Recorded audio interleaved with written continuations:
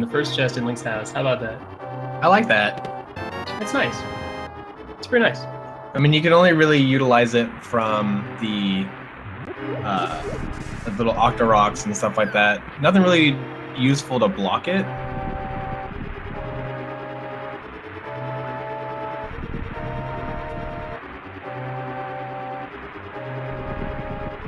Alrighty. I believe our voices are going through. I haven't gotten any sort of reaction from chat yet, so... There we go. It just stopped hosting Speed Gaming 2, so welcome everybody to another exciting Legend of Zelda version 8 randomizer. My name is Ninnies, and I'm here with my co-commentator, Willard J. Bradley. Say hello, my friend. Howdy, howdy. I refuse to say hello. Only howdies around here. Howdy. In case you guys missed it, the first item in Link's house was the small shield, so... Whoops. It feels so vanilla right now. Because they have the fighter shield, they have the small shield, or the fighter sword, the small shield. Now we just need to get the lamp like right away, and then we really vanilla. Who knows? Yeah. Maybe someone made a custom seed that everything is just vanilla-ish to throw off the runners. They're just straight up playing the vanilla 1.0 ROM. Actually, that would be a funny plan, though, if someone just made a rando that was just kind of vanilla. Like, items were in kind of close to their normal location, so you'd just be like, huh. It's like they just, like, moved one number over or something. Just slightly adjusted. Like, instead of the bow in the big chest in Eastern, it's in the map chest on, like, the far right side. Or Armos never mind, Armos can't have it. Or, yeah. I almost did a dumb. I corrected myself. I'm good. You're good. You saved yourself. Okay. Veetorp, though, having a little bit of trouble. Down to his last heart. His last quarter heart. Or Veetorp. I don't know why I added an H there. Did you say Veetorp? I did say Veetorp, but okay, I corrected myself, so I'm good. Veetorp for the rest of the race, then. I'm pretty sure he will not like that. Well, too bad he's the one racing and not the one in chat or commentating. He'll be like, wait, what? What are they calling me that for? When he goes back and watches the VODs. Ooh. Not the Sank Heart, but a little health upgrade, but we see Veetorp catching right back up, even after getting so much damage from the first blue guard. Excellent execution in that room, syncing them up. Yeah, and there's just a 20 coin difference and a 1 bomb difference, and now a half heart, now a half heart difference. And wow, are we doing on the spot updates? The play-by-play commentary coming at you live. Now, I don't think any of us can match the commentating quality of what's his name? Dex. You guys know him. Dexana? No, not Dexana. The other one. Oh, the guy with Dex's name. Chat knows. Bad. Chat would definitely know. Chat would absolutely know. It's like, it's not Dexter's Lab. That's a TV show. Dexter is also a different laboratory. But no, seeing the bomb on Raiko's stream. Seeing the bomb on Raiko's stream is a perfect example of the randomized prize packs. If you do not know that the prize packs that are dropped by the enemies normally are set between different categories, what the version 8 randomizer did is it mixed them up and added different items into their pool and also joined together different pools. So getting bombs early, arrows early is definitely a possibility. And what they're looking for in Escape, above all else, is bombs. We need those bombs. So you'll see players killing at least one or two or three of each enemy just to see, all right, is this the prize pack that I want? Is this going to pay off? Thankfully, raikourider already having 1 bomb to go, so he's all set. Just hoping to pick up some more bombs along the way. Don't worry, I got the fighter sword marked. Yeah, good. This is not swordless. Yeah, I feel like those should just be on by default. Probably. There's also not a green. There's not a green mail option either in this tracker. Who made this tracker? Send it back. I want my money back. I want my fish taco back. It didn't deliver. Unfortunately, you've consumed the product, so refunds at this moment are not eligible. Guys, you can see that he has bombs at the top of his screen. Chat needs to calm down. It's hard commentating and watching and doing the tracker at the same time. You guys got to give us some credit for us volunteers, all right? Calm down.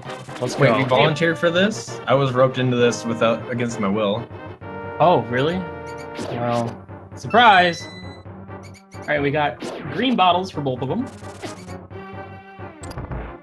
I'm not making excuses. I'm not making Johns. I'm just stating the facts. You guys want facts, right? You guys want some stats too? We can throw some stats at you. We'll wait till it slows down a little bit. Yeah, we all these two racers. I was looking at their records on Speedruns Live, and raikourider hails from the Zelda 1 hacks community. He only has a few actual hacks or a few races in this category.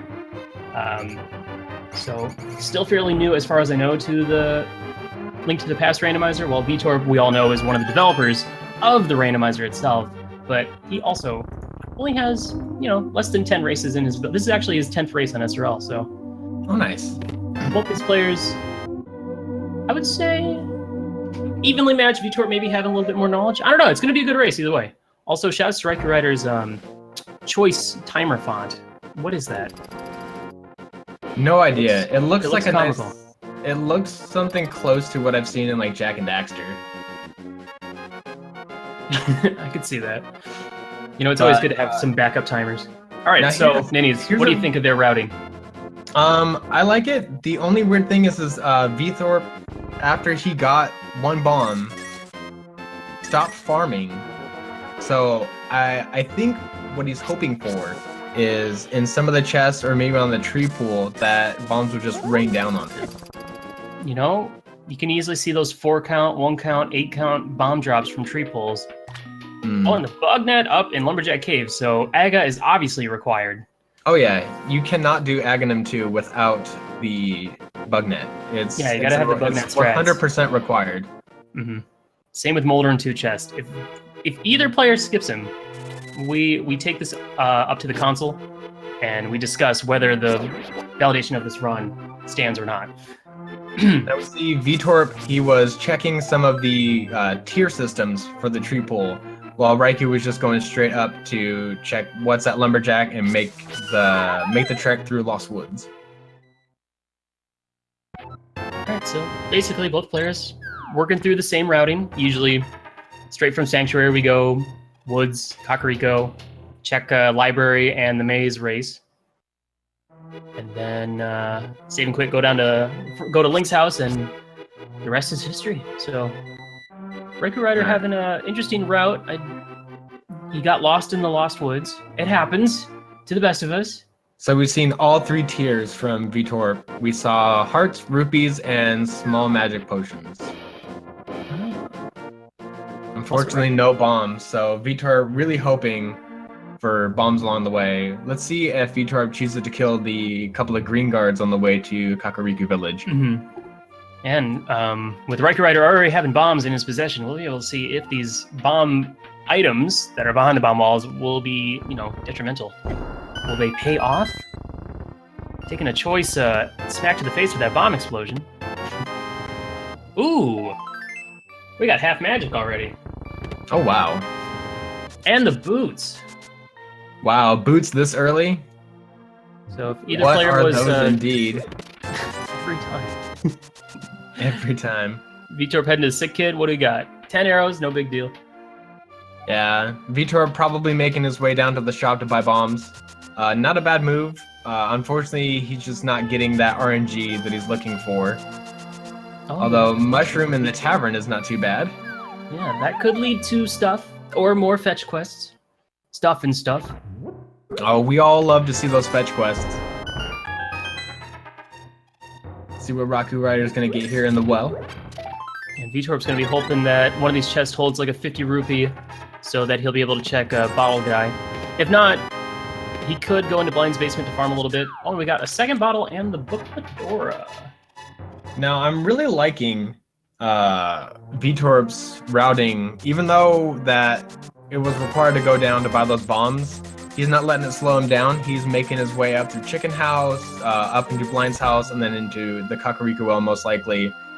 just working his way from the purchase and on the way up. I'm really liking that. Yeah, it's a good adjustment on the fly. Unfortunately, we did get a bomb upgrade in the chicken house, which, as it stands, will give you +1 bomb.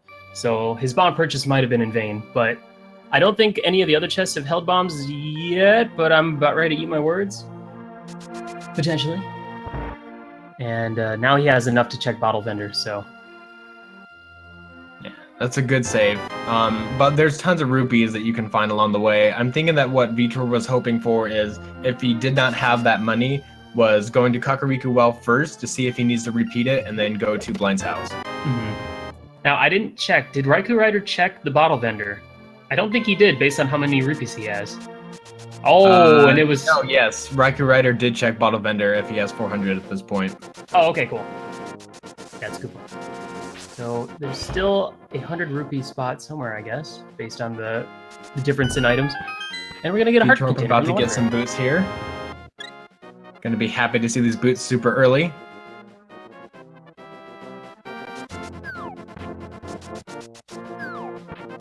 So let's see what's at the race for Raikou. What do we got? Red mail. A red... Ooh, that's definitely worth grabbing right off the bat. Oh, yes. I mean, both players have been... last bomb, though, to get that. Ooh, so maybe I don't know if I would do that. Choice of... Yeah, well, you can bonk it, though. I don't think he realizes that. I think you can bonk that wall. Yes, absolutely you can bonk it. But at this point, I might risk for personal routing coming back here when you have the mirror and you're trying to get to like the dig game. That way you avoid all of that. You can mirror in a spot and just get right into the race. Yeah, I've done that before. You can mirror right next. It puts you right next to where the girl at the beginning of the race stands. So you can just talk to her and go right on through. But having red mail early is also very nice in case somehow we end up in the Dark World super early and have to do like Skull Woods or Blind, you know, any of those harder bosses compared to the Light World bosses. So. Well, let's see if Veetorp chooses to pick up the red mail or we'll just save and quit. I think he's we're going to see for it as Veetorp. Well. Yep. But unless Raikou picks up some bombs along the way, Veetorp's choice of buying some bombs is actually going to help him out here. Now here's an interesting observation. There it is. There's the bomb. Raikou choosing not to go just to the left of Sanctuary to bunk that small pile of rocks before continuing along the route. Ooh, yeah. Oftentimes we've seen good items in there, so skipping that is... Ooh, that's not good. It might pay off, it might not. We'll find out. Yeah, we'll see if Veetorp does it. That way we can get a little bit of information on that. Sorry for the interruption. Oh, you're good. And a fairy in a bottle for the mushroom. It's pretty good value, I'd say. It's not a progression item, but... Oh, and here we go. Already He's going to go check that spot. Yeah, already we have 3 out of the 4 bottles. So one of them is empty, one of them is green, and the other one is the fairy. It's a nice safety to have. So you have magic, you have a revival, and then you have just like empty bottle to, you know, kind of capture whatever you feel like, or just purchase another potion. There better be a bee and a bottle for the last one. Ooh, power glove for Veetorp. I'm loving it. Such a good find. Yeah, definitely. It's unfortunate for Raikou that he missed that, because this is going to put Veetorp up in Death Mountain, where, as we all know, generally Old Man and Spectacle Rock has potentially really good items. And Spectacle Cave. I'm really loving this routing choice by Veetorp. Likewise, a similar love for this routing choice for raikourider as he finds the Moon Pearl right behind Sastrala's stash. Old Man Sastrala is really hoarding these items today. That is a tremendous find for both players. Interesting to see what the next routing options are going to be from either of them. It looks like Raikou's going to head down to Watergate, or the Dam, or Swamp Palace, Light World. It has many names. Either that, or he's going to head straight to Mini Moldorn and go check those 5 chests. Veetorp going for speed, super speed, spin speed strats. Yes, the tried and true spin speed of Death Mountain. One of the safest ways to get around this place. Ooh, we see the flute on top of Spectacle Rock, and what is inside the cave? Veetorp's gonna just go ahead and go grab it instead of spending time checking on what's in there. Not a bad idea. Now we know we know that the flute is a very useful item for transportation. The only thing is we don't know if the flute is required in this seed, because the only place that you need absolutely 100% the flute for is to get access to Misery Mire. So this is interesting. I wonder how long it'll take before Sahasrahla is checked by Veetorp. Saved it. He does have the Master Sword now, so we could, if necessary, go to Eka Tower. Yeah, but we've seen a lot of really nice. There's a lot of. I mean, there's still plenty of options left before we have to make that decision. Ooh, Raikou getting bomb drop right there. Yeah, nice bomb drop. Save the fish for 20 rupees. Do it, fellas. Here we got the Bloomerang. One of my favorite boomerangs. I love to use that thing as much as possible. Oh, ooh, I'm loving this seed. This is such an interesting seed. Yeah, it's fun. Now, unfortunately, since Raikou, actually, we haven't seen the dungeons yet. Neither player has checked their map, correct? No, I have not seen any of the dungeons. When they do, I'll pause stream and then I will jot down everything that I see. Or you can do it straight on the tracker too. You can label which ones are pendants and which ones are crystals and which ones are 5, 6, and green. Mm-hmm. But depending on how fast they check their map, though. I'm just trying to go for accuracy. There have been many a time that I have quoted a dungeon as the wrong pendant or the wrong crystal, or even specific crystal and pendant locations. You said you're going to pause the stream, though, right? So how can you mess that up? There are ways, my friend. Okay. And it looks like raikourider is going to go check those bonk rocks finally and then make his way up to Death Mountain. So it all comes down to when Veetorp is going to check. All right, so I got it. Oh, nice. Like Tarahera is a crystal. Eastern is also a crystal. It is the 5th crystal, and Desert is a pendant. But it is the blue pendant. I'm getting even more assistance for chat. Thank you so much, guys. Any help to recognize the locations of crystals and pendants? I got it on the map screen to help us out a little bit. Shoutouts to Veetorp, excuse me.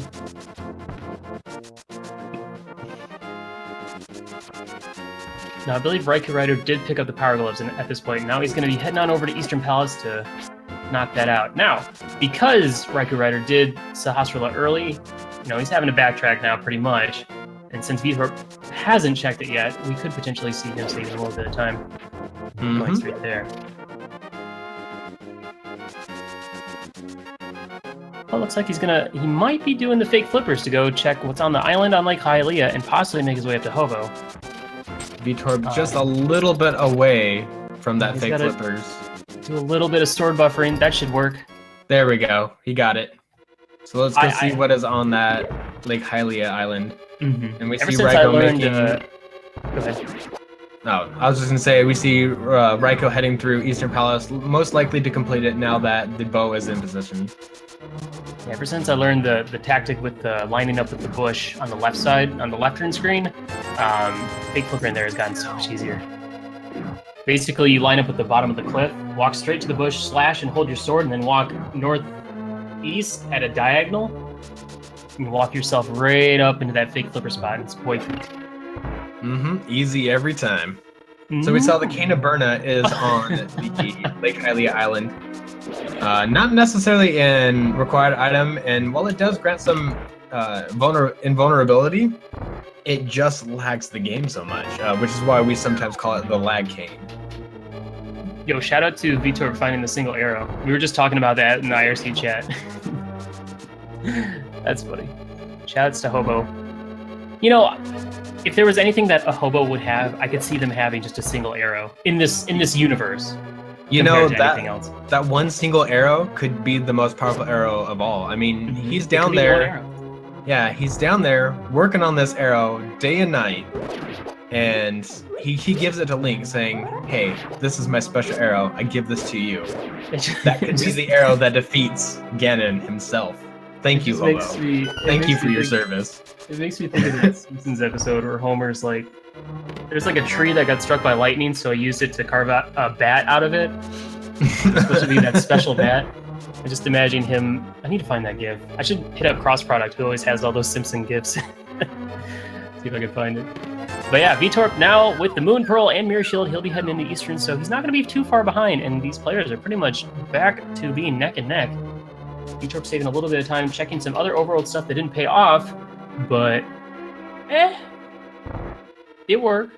I'm using that bow on the soldier to kind of say, hey, back off. Shouts to the hobo. Thanks, hobo. Your arrow went into a blue guard. It didn't kill him, but I mean, he took an arrow to the knee. No. Let it die. Let that meme die. What was that, like, what year was that? 2000 what? When did that come out? Man, like 13 or something? Yo, shoutouts to old memes. Alright, beautiful. Now both players will be able to check Zora if they so choose. But you know Zora, he is a stingy fellow. I can't potentially see him holding a single rupee. It's funny when he does that. I don't know why he does. I do believe that we're still missing one item in this dungeon, though. If my count is correct, the Armos Knights will have one. Raikourider going for a fairy just for safety. Not a bad idea. It all depends. It's not often that you see that room, though. No, you don't. Especially not in a tourney run. You don't really see that much. Yeah, I think that's the first time I've ever really seen that room. Hey, I used to use all those rooms in all the dungeons all the time. Ice Palace, especially, because Cold Stare, ugh. He was troublesome as a kid, as a stupid kid playing video games. Shoutouts to being a stupid kid. Shoutouts to being so we see Veetorp making his way through the pot room, utilizing the pots to kill the invisible Stalfos, so that way they do not spawn the third. And then Raikourider making his way through the cannonball room on the way to Armos. Also, shout out to legendary Pokemon like Raikou. Oh yeah, he was pretty cool. I remember that Pokemon movie. So, what item do you want to see coming out of the Armos Knights? Do you want to see a progression item, or do you want this to be an AGA 1 seed? I want Armos to have your phone muted. That's step one. Sorry. I could easily see a fire source. Because then that would lead them over to Desert Palace. No, Desert Palace is a pendant dungeon. Either that or the hookshot. Maybe even the mirror if we're gonna get crazy. Shout. Oh, looks like you counted poorly. He had the map. I must have missed one room. There are 3 items in Eastern, and we got 100 rupees from the first chest, a 20 from that chest. So I think I just missed what was in the big chest then.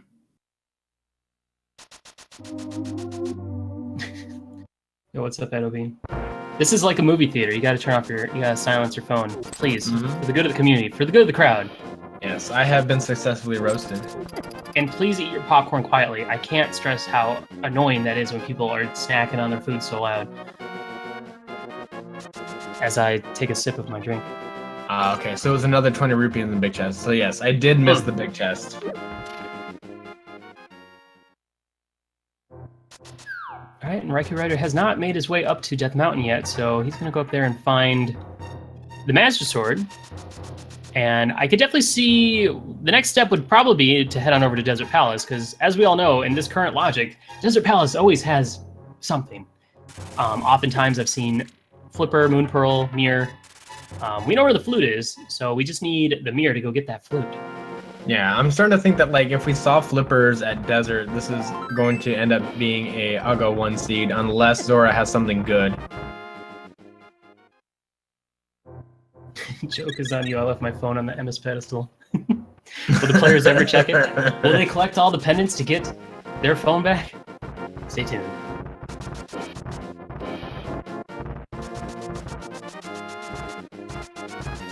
You know, with the Moon Pearl in hand and no way of getting to the Dark World, unless they find the hammer in Desert Palace, I could also see these players taking on AGA Tower as well. Now they wouldn't be able to finish Palace of Darkness, but they'd at least be able to hit up that Quakefish, and there are several chests inside Palace of Darkness, and I can always see Palace of Darkness, Palace of Darkness, Palace of Darkness. Sorry, I was saying it a lot, so I just want to keep saying the word Palace of Darkness. Well, Pod is a really good dungeon to check. It does have 5 items in it, and while it can be a bit long, they do have the bow. While they're missing the hammer to finish it, they do not need the hammer to check all of the chest locations inside of Pod. Right. So I think we're seeing Veetorp head up to Zora, which I'm excited for, because if Zora has nothing, then Aga is more than likely... Aga or Desert is more than likely the way this seed's going to go. And also, excellent routing from Veetorp too, choosing to turn in the mushroom now, as opposed to when Raiko did, to maximize this visit. Because I believe when Raiko checked what the mushroom gave him, he did not have the power glove. To check. Oh, right. Yeah, so he didn't get a chance to check Zora. And I don't know if he knows... I don't think he used the fake flipper technique, so I don't know if he knows it, but this is a good play. You have 3 of the 4 required items to beat Desert Palace. Now, these players don't need to technically beat it because it's a pendant dungeon, right? Right. Yeah. So, but at the same time, Desert Palace has, despite having only 2 items, it always seems to have something useful in it. And based on the routing so far and the items we've gotten on the way, I can easily see it having something. But I'm interested to see if Zora holds the key. If he's got the hammer, then that means the players can get to the Dark World from a couple locations, including south of Link's house, south of Eastern Palace, and north of Kakariko Village. I mean, I'd be excited to see even the hook shot, getting right back up to Death Mountain.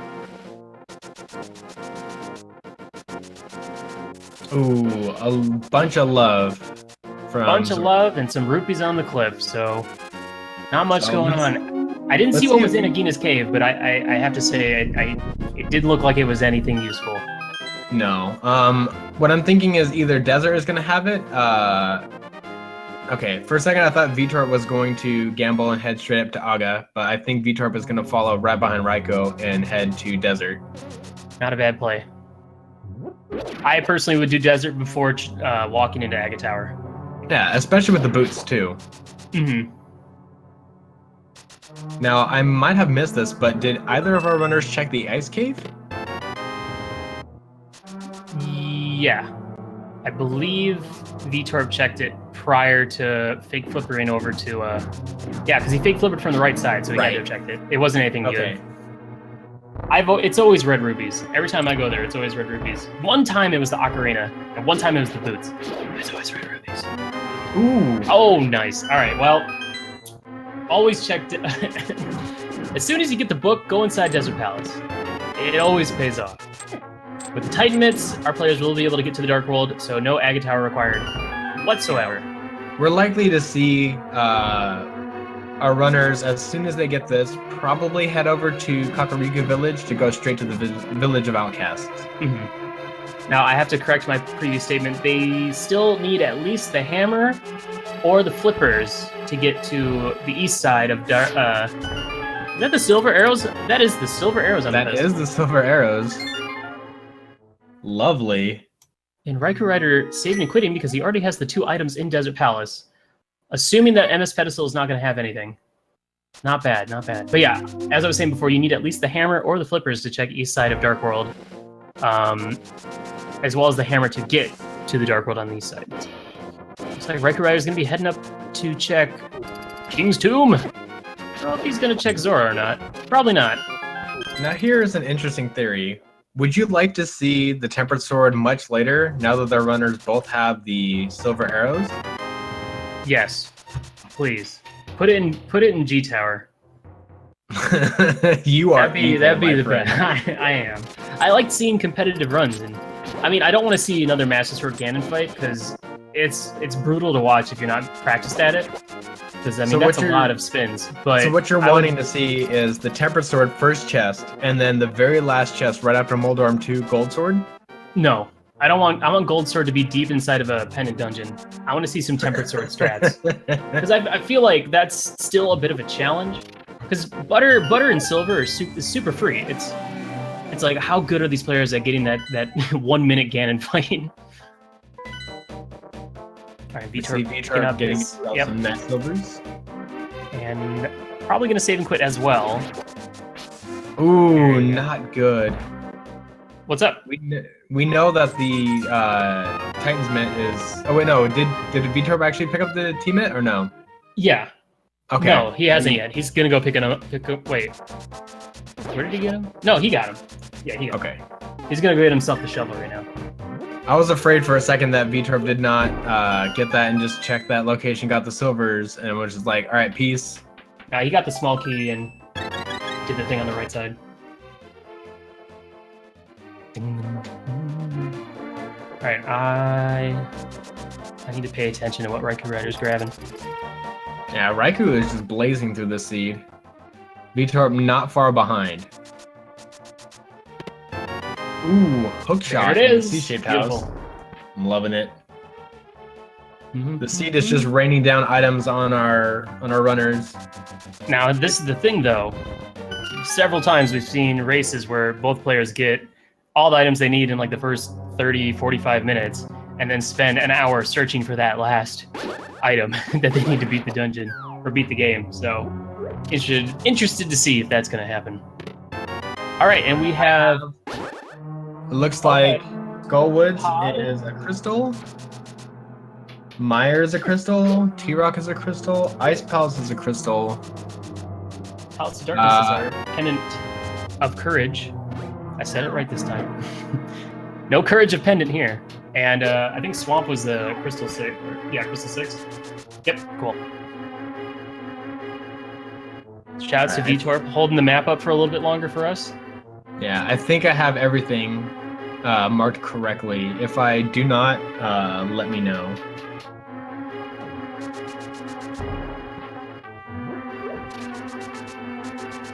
I feel like something is wrong. Okay, Palace of Darkness is green. Okay. No, pot is green. Pot is green. Yeah, that's what you said. That's what you just said. Pot is green. And Swamp then is Desert was blue. 6, and T-Rock is 5. Next time, I'm just gonna hit. If someone brings it up, I'm just gonna hit print screen, and then we'll get this figured out. from now on. But it looks like Thieves is red pendant. Okay. Yeah.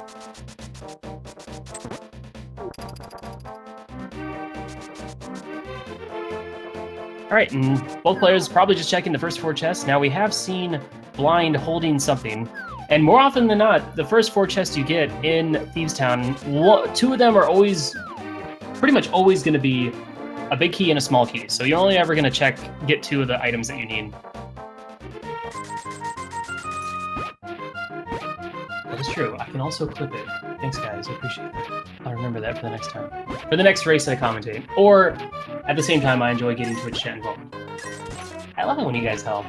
Alright, we're going to see what we got going on in Digging Game.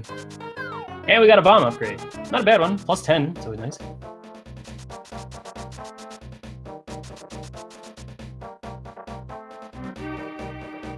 And it seems Ninnies has muted himself. I'm all alone. It's always fun to correct Willard. Oh, and we got the mirror from the Tree Kid. Big payoff. I'm loving right that there. mirror location. Yeah, that's good. That's good stuff. That also allows raikourider, if he wants, to go ahead and check Dig site and the cave south of Dig site. So that's pretty convenient right there. Veetorp grabbing the hook shot next.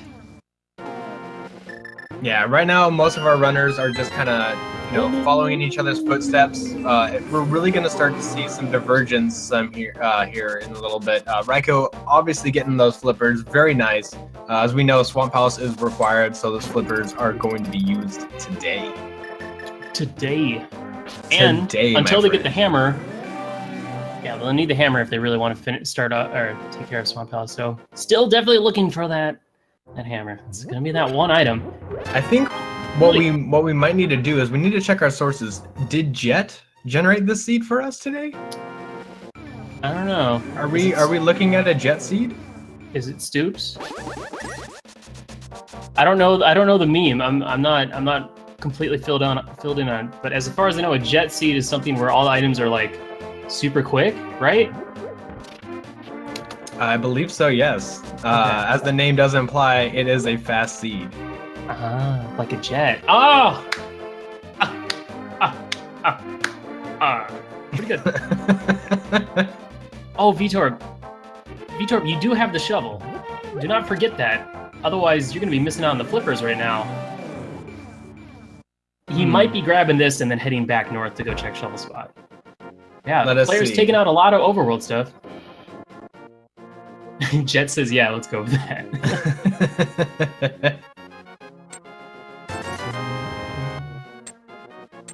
10 arrows from the breadsmiths. They are designing arrows nowadays. Moment of truth for Veetorp. Oh, he's gonna bail on dig site to go check out Hype Cave. Not a bad idea. We haven't actually seen Hype Cave yet. Let's hope it's pretty hype. But yeah, scrolling past his shovel. He's probably got it in the back of his head.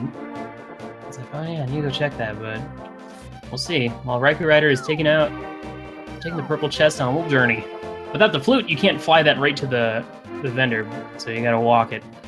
Yeah, I imagine what Veetorp is probably doing is, has the shovel on his tracker and is, thinking about, okay, well, shovel doesn't really pay out as much, and is thinking to come around there later on. Ooh, baby. That's pretty hype. I don't know about you. That is really hype. Unfortunately for Veetorp, Veetorp does not have the mirror. No, Veetorp did get the mirror. He did get the mirror. He also gave the generous guy a little bomb present. Yeah, so if Veetorp would have mirrored, pick up the flippers from the dig site, Veetorp probably could have entered Swamp Palace right now. Well, let's see where he's off to. Because Palace of Darkness is the green pendant and holds 5 items. It would be worth going in there, but without the lantern. Probably checking Pyramid. Gonna go check Quakefish. Or Pyramid, maybe to Quakefish. Let's see what we got at the Bombos tablet. And a fire shield. I don't remember what the... Oh, okay, there was 300 rupees inside of the purple chest. Nothing to get too excited about. Yeah, this is bad. If Veetorp doesn't go back and get those flippers, he's gonna be hurting for a while. Seeing a single green rupee at the side of the pyramid. That would have been hilarious. Fine. If they had done Agate Tower. Oh, thanks. Let me just type ... forfeit. Comment chump change from Aga1. So yeah, I could see Quakefish and then heading on over to check like north of Graveyard, as well as Bumper Cave, now having the invisibility cloak. I call it a cloak. Some call it a cape. Some call it a comeback. Right. Didn't you also have a mispronunciation of the cloak? Nope. Must have been some other commentator. I'm never wrong. Never wrong? Hashtag never wrong. Willard, never wrong, Bradley. Now we're seeing Raiko, I believe, is going to be doing Swamp Palace. I can easily see him heading straight there, so... Yep. Everything that he needs to do this. This is bad for Veet. Oh, Veet trying to pull off some swag skills. With the speed strats falling off the cliff. Yeah, getting spin speed off of that is not generally advised, as the little tentacle monster tends to hit you most of the time. Good thing they got that red mail, because those guys hurt. So here's the thing. Veetorp's looking for those flippers. For sure. For true. And now it comes down to what's a better gamble? Dungeons? Checking dungeons or checking overworld? Either could pay off. Neither could pay off. Oh, there's a Veet. In my experience, if you're in the area and you have everything that you need, he died. Completing a dungeon is a really good thing to do. I mean, we saw Raiko route, get that purple chest, check Bombos, check Hype Cave, get the hammer, and, I do not think that this is a bad choice at all. Getting the crystals when you're in the area is a really smart choice. If there's a dungeon you can beat it. Don't wait. Call 8. Unless it's Ice Palace, and you're like, I don't want to do all of Ice Palace. I'll check everything else under the sun before I do all of Ice Palace. And then Ice Palace has something required. Yeah, raikourider racking up them bonks. I wish bonk started with an R so I could have kept that going, but... I thought you were gonna make a pun, or at least a clever wordplay with Raikoing up all them bombs. You know me, I don't do puns. I'm above that. You're That's above what chat's for. That's what Twitch chat's for. Twitch chat is here for all the puns. Edobean is here for all the puns. That's not my job. I don't get paid to do that. Wait, you get paid?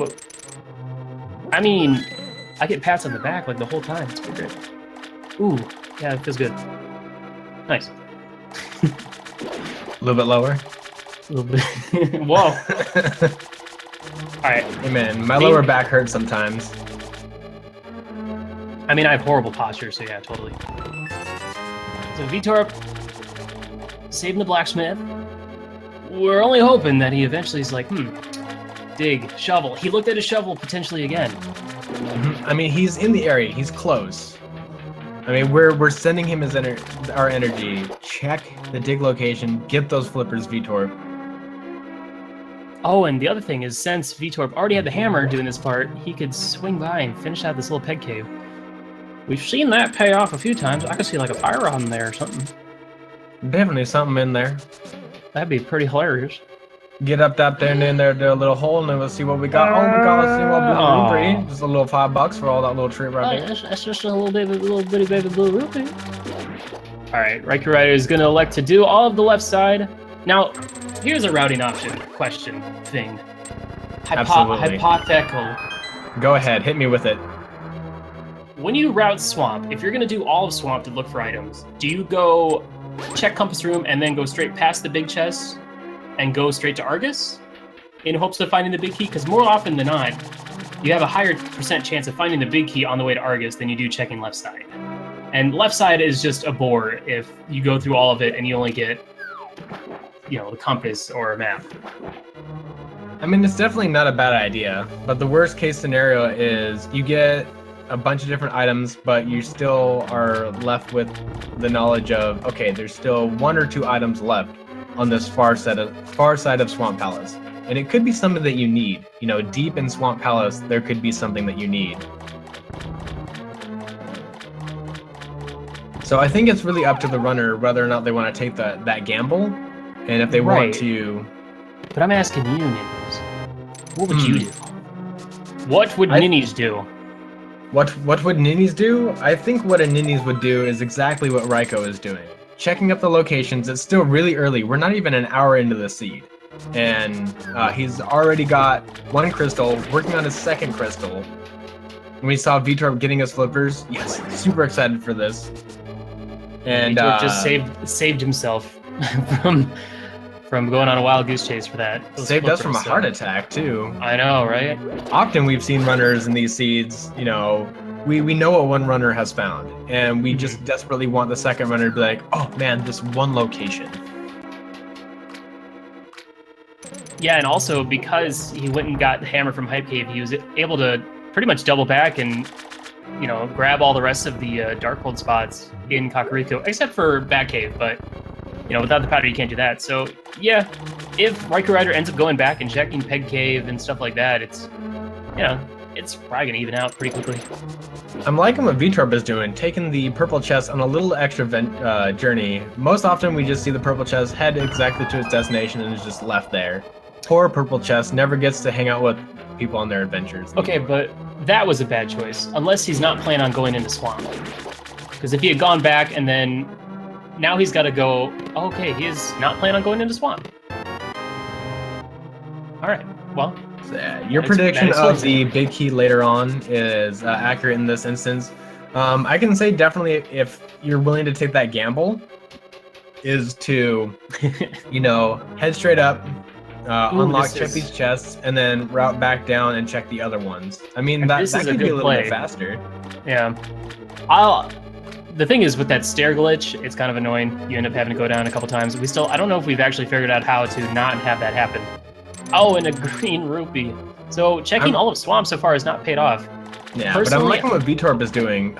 He knows that he has the Titan's Mitt, knows that he has the hook shot, and the mirror can navigate through Eastside Death Mountain and Eastside Dark Death Mountain, no problem. And choosing to do Swamp choosing to do Death Mountain over Swamp is not a bad idea, especially with access to the Dark World. He has, more than double the amount of chests that he can check. He's not actually progressing with crystals, but he's getting a fire rod right there, so... I'm loving that fire rod. And as we all know, with his current logic, Death Mountain, both Light and Dark World, have a very high chance of having good items. And then he could also get information on what he needs to get into T-Rock, and then head on over and do Hera. Not a bad play.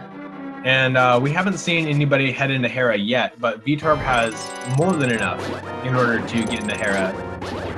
Yo, someone wants to do the math and find out how many chests are in total in Death Mountain versus Swamp. We know has 6, but like, there's the 2 spot. There's so many spots. Veetorp going for the bomb jump. Yeah, there is 4 in the upper room where Veetorp was just at. There's 2 in the lower room. There's 1 in the Spike Cave, and then in the Dark Side world, there is 4 in the Hookshot Cave and 2 in the what is known sometimes as the Super Bunny Cave. But so that's roughly a total of about like 12 on top of what might be the standing item here. It's only 300. But I'm definitely thinking that Veetorp's routing is a little bit better in this instance, only because overworld locations, they are not confined by dungeon items, such as maps, compasses, small keys. So while Raiko spent his time getting 1 crystal, Veetorp is already ahead in items, and then is closing in on maybe more items. And potentially, when he eventually makes his way into Swamp, he might not have to do all of it. He might be able to just like swim on through and go straight to the boss. So, and grabbing up the Quake medallion. There, I got that. So yeah, it's one of those gambles. It's like, well, do I do a dungeon I've already done but have to do all of it, or do I do Overworld? Obviously, doing Death Mountain Overworld is always the best choice versus like, I'm gonna go do Quakefish instead of doing Swamp. Like, it's all about chest efficiency. It's all about efficiency. Going to where there are more chests. Yeah, and Hera is a really quick dungeon, and since it's a crystal location, we're gonna see Veetorp catching up in crystals with Raiko right over here. And you want to know the crazy thing? They already have their first crystals are 5 and 6. Or raikourider is 5 and 6, so he could also right away check Fat Fairy. Which I think that's the earliest Fat Fairy we've ever seen, as far as I do know. believe so. At least in the tourney. Yeah, seeing that double-chested fairy super quick will probably, if it doesn't pay off, it will save Raiko some time, as right now he is ahead in just crystals alone, not items.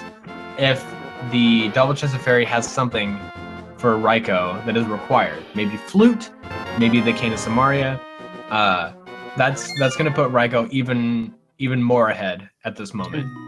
Well, someone in chat makes a good point. Flute was on Spectacle Rock.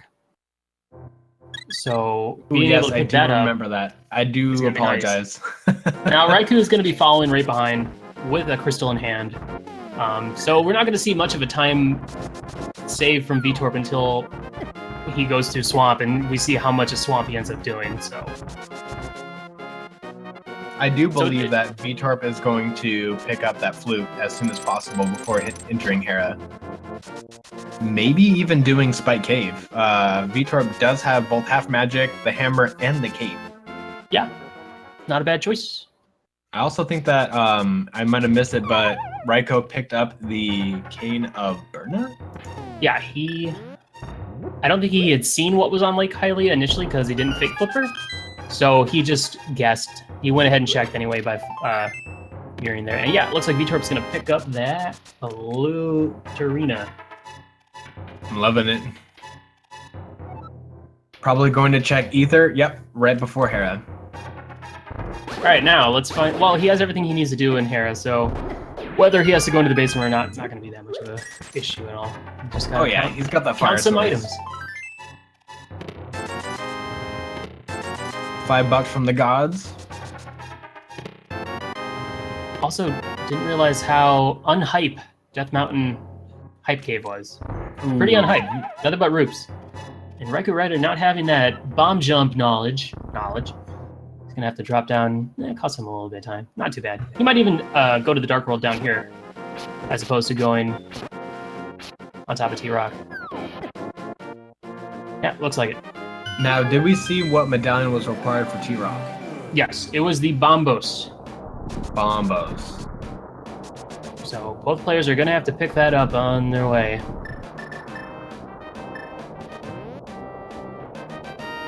Let's just hope that our runners don't get trolled by the Ice Rod. Since the Ice Rod is only required for one dungeon just to complete it, it could be literally anywhere in this seed. I'm gonna have to disagree with you. I hope they get trolled by the Ice Rod, because I've been trolled by it several times, so I can only ask for the same trolliness for all of our players in this tournament. But that's just me. I'm a terrible person. Willard J. Bradley, hoping that other people share in his pain. Look, I just want people to be able to relate to me. That's such a bad thing to ask. And we have Ether in the big chest in Hera. Now, Ether could be used for Mire. We haven't been to Mire yet, so it's still a good find. Now, did we see Raiko pick up the Quake medallion? He has not been to Spiral Cave yet. Hopefully he does not forget to check there. He is gonna go ahead and hit up Hookshot Cave. I also don't know if Raikou has checked what's on the floating island yet, so much like he did with Kane of Burna, he might just go ahead and bomb through that hole and check in the light world, as opposed to going outside and checking, but we'll see. Veetorp taking an unfortunate fall to Moldorm, so I gotta do this, I'm sorry. I didn't get to do it in my last race, because both the players played out of their minds against Moldorm. Now, at this point, there are two options against Moldorm. I would elect to use the invisibility cloak. Dang it. Invisibility cloak. Cape. I'm saying cape. Cursing. How dare you. I didn't swear. Contribute to the swear jar, my friend. Okay, let me just... I got some change right here. It's just a... I mean, you did get donated 3 kappas in chat for your funds. Watch the profanity. But as I was saying, with half magic and the cape, I would definitely use that. With the Master Sword, it's just 3 spins, or I would switch and use the hammer. Though the hammer does have kind of a bit of a troublesome hitbox, it's not a bad idea. Yeah, definitely I would utilize the hammer. There it is. But yeah, Veetorp, after being knocked down 3 times by Moldorm, deciding to utilize that magic cape. Fool me once, shame on you. Fool me twice, you don't get fooled again. There it is. There's more. What is fool me thrice then? Spaghetti on rice. 10 out of 10. And we have... Mom spaghetti. Are your knees weak, arms heavy? Vomit on a sweater already. Should we go through the whole song? We can keep going. No. Oh, all day. All day. Day. Alright, Veetorp picking up his second crystal. So now technically the players are tied in crystals. But raikourider is going to be making his trip back. Though raikourider, his Death Mountain, his routing not as fast as Veetorp's. Lot of that. I feel like that bomb jump in Death Mountain definitely helps out a lot. Yeah, he'll be making his way over to Hera eventually. So. Yeah, the bomb jump with Fire Rod in mind is going to be probably heading over to Skull Woods, where maybe we'll get to finally see what's in the Master Sword pedestal. What do you guys think it's going to be? I think it could be the Ice Rod. I think it could be the Bombos. If it's Ice Rod or Bombos, we could have our first Master Sword pedestal required tournament seed. I feel like we've had. I think we've had one where it was the Ice Rod. Unless I don't know if that was a turning one, but Jack can remind me. I haven't been able to watch every single race, but there have been a couple of pedestal races, but they were not tournament. Oh wow! Amazing Ampharos makes a good point. Veetorp did not check Spike Cave, so if raikourider checks Spike Cave and it pays off. Ooh, we are getting corrected by chat. Apparently there was one that was required and had Samaria in it. You're being corrected. I thought we were like a team, homie. Like No. Support me I in my- disagreed with you, so you're on your own, bud. Sorry. Man, no man is an island. But either tablet is on an island. You're not wrong. All right, let's see what Batcave has for us. Oh, piece of heart, lovely. So, no love from chat tonight for me. No love. All right, so Raiko entering Hera, gonna find himself a nice ether tablet medallion. Corrected myself. You can't get me on this one, chat. And we see Veetorp heading up to Meyer area, checking to see what that, what the emblem is. Required medallion is for that, and as well as checking 3 potential required item chests. Not a bad play, Veetorp. Neither player, or no, Raikou has not checked double-chested fairy. Actually, I like that term better. It just sounds more like, I don't know, it sounds epic. No, I don't want to say epic, that sounds lame. Is epic still cool? Can you say epic without sounding like a big dork? Oh, Bombos! So Bombos is the medallion that is required to unlock both T-Rock and Meyer. Oh, so they could pretty much just throw their other 2 medallions on the ground and spit on them. They're good for nothing. Throw it on the Might ground. as well just go bury them. My dad's on the phone. Only when I say Thank you. I'll take it. Chat calling out for the pedestal in this seed. I don't think I could say... I'm not going to say the word that Cyclone suggested I say. I'm not going to say it. Sorry. Ninnies, you want to say it? I'm not saying it. I think I missed it. Let me scroll up here. It's not really relevant. You can't really put those 2 words together and be like, yeah, I could use either one in a conversation to explain something. I mean, you can't use the word moist? I mean, unless you're like, dude, this pizza was epic. Dude, this pizza was moist. I guess that applies. All right, I stand corrected, guys. And Veetorp is now going to be heading into Swamp, where we're going to see if he's going to check all of it versus checking some of it. He's going to be looking for that Bombos tablet, so I can easily say him checking every single chest from there.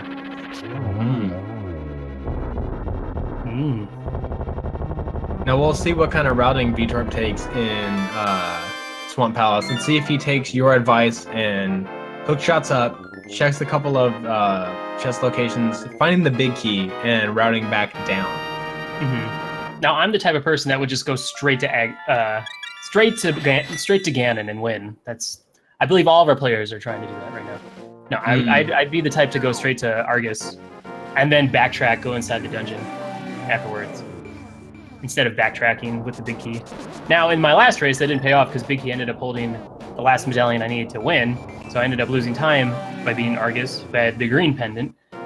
But that's for another day.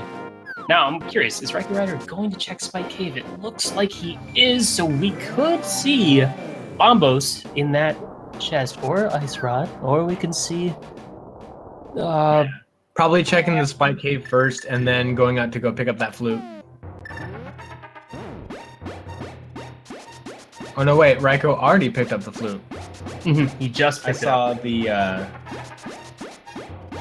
Saw the little Y switch icon. Ooh. There's the lantern. Now, I don't know about Veetorp's dark room skills, but they're gonna have to come into play unless he makes his way back to Spike Cave, because they have to do all 3 Dark World dungeons that have, well, except for Pod. Pod is a green pendant, but Meyer in the dark, that's really tough.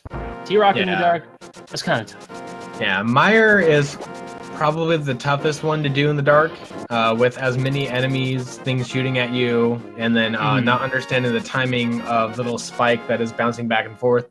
Palace of Darkness, not too tough. Except for the turtle room. But Veetorp does have the fire rod, can light one of those 2 torches and get a little bit of lighting into that room. It's not too hard to hit that torch. It just it's a slight buffer out the door, and then just a straight shot down. No, what I'm curious is... Oh, interesting.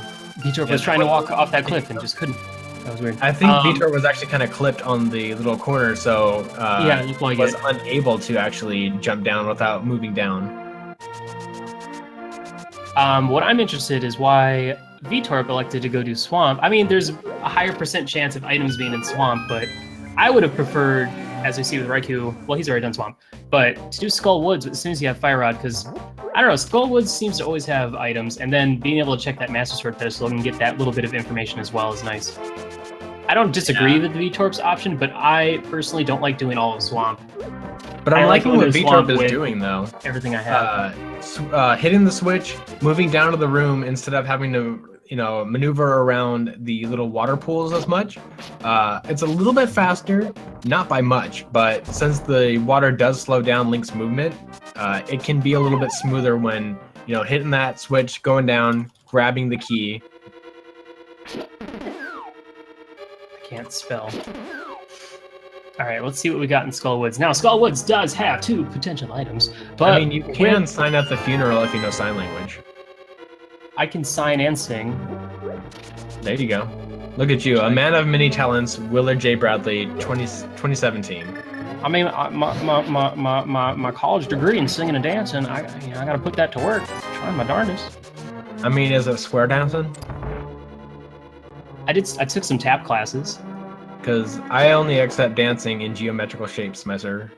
Oh, I like square dancing because I am square. What about hexagonal dancing? Pelagonal? Dodecahedron? Wait, is that a shape or is that, I don't know. That's a shape, right? I believe that is a shape. Is that like a 20-sided die? I would love to see that kind of dancing. Dodecahedron dancing. All right, so far in Skull Woods, we've seen 1 item. Hey, Ninnies, can you cover me for a minute? Absolutely. All right, so raikourider maneuvering through Skull Woods, choosing to eliminate both of the Gibdos, not a bad idea, as those guys can be a little bit tricky, and if you don't know the quick way to go through this little statue room, they can beat you up pretty bad.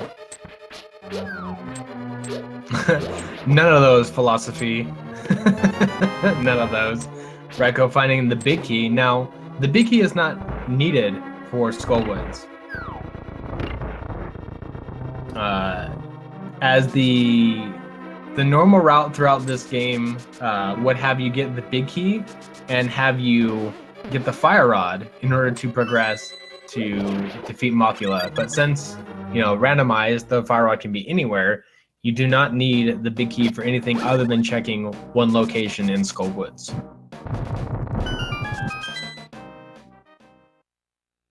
Now, see, here's something interesting. Veetorp is also avoiding getting trolled by that door.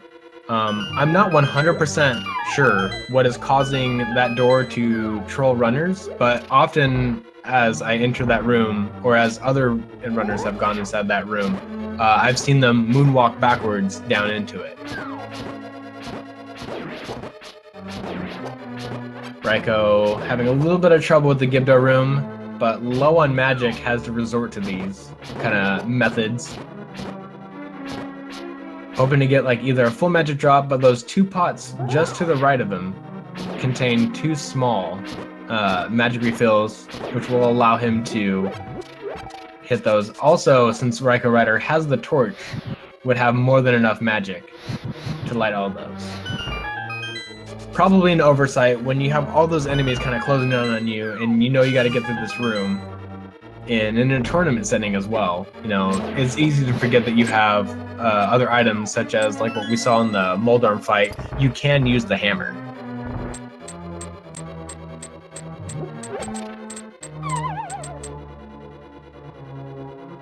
See Veetorp trying to do the quick kill, but with the Master Sword only, each of those little puffs require 2 slashes.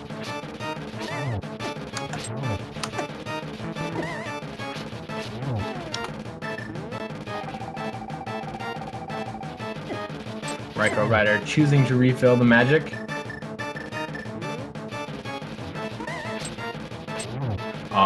So that way cape strats. Now without the Tempered Sword, it takes, I believe, 4 more slashes from the Master Sword in order to defeat Mothula.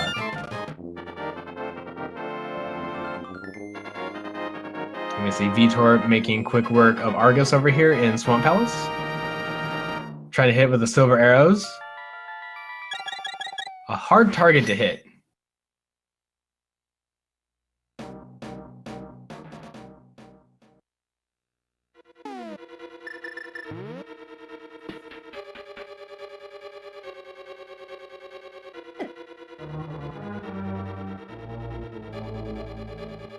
Raiko is choosing to check the last small chest in Skull Woods, just in case for getting an item.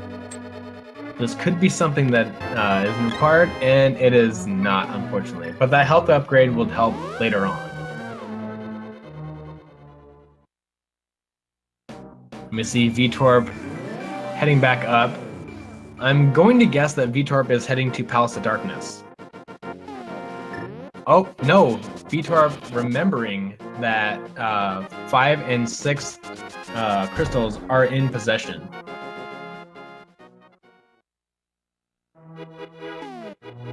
Raiko checking the Master Sword pedestal. And it is nothing required, unfortunately.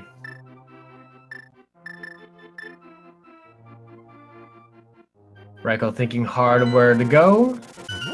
Chooses to go down to Misery Mire. Veetorp taking the long way because neither of our runners did Aga 1. Veetorp has to take the long route in order to get the bomb to the Double Chested Fairy location.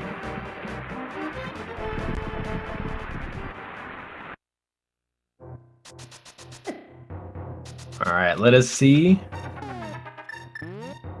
what is inside here. We already saw what is inside these locations. Veetorp was already inside these 2 chest locations just earlier.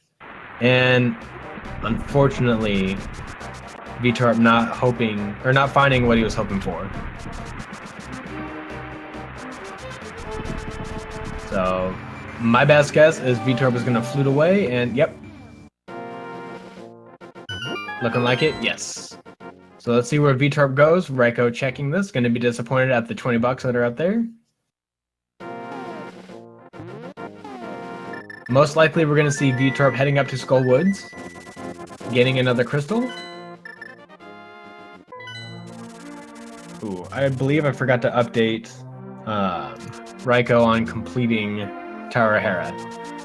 So Veetorp 3 crystals in hand, working on 4th. Raiko 4 crystals in hand. Let's see if Raiko chooses to go inside Thieves Town at the moment.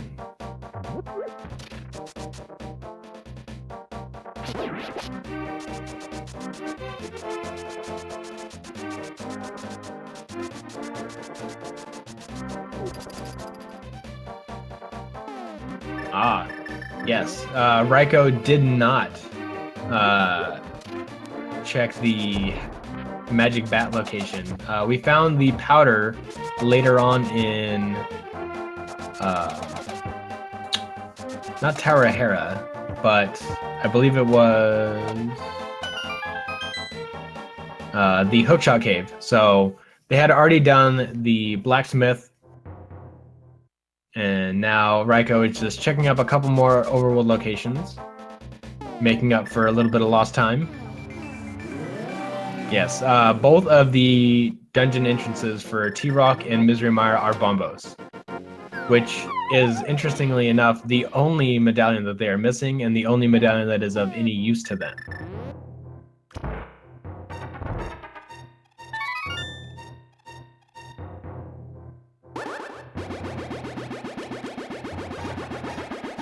See Veetorp pulling down that statue a little bit too far. It's going to find himself having a little bit of trouble with these Gibdos.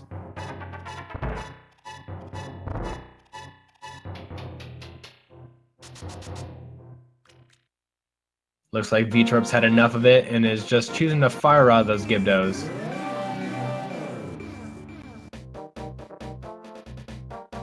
So let's see where Raiko's going to go. Palace of Darkness is a pendant, but they do have everything that they need in order to complete Ice Palace. Raiko has not checked the bumper cave location item, so is most likely to head over there as we see Veetorp finishing up Skull Woods.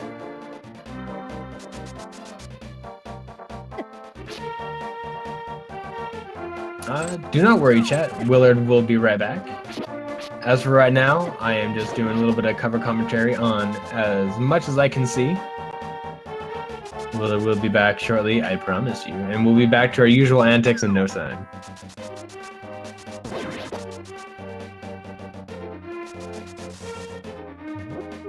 New Life, I do believe that the legendary beasts are some are dogs, some are cats. But really, I believe it is up to your own belief to what kind of genus that they believe into.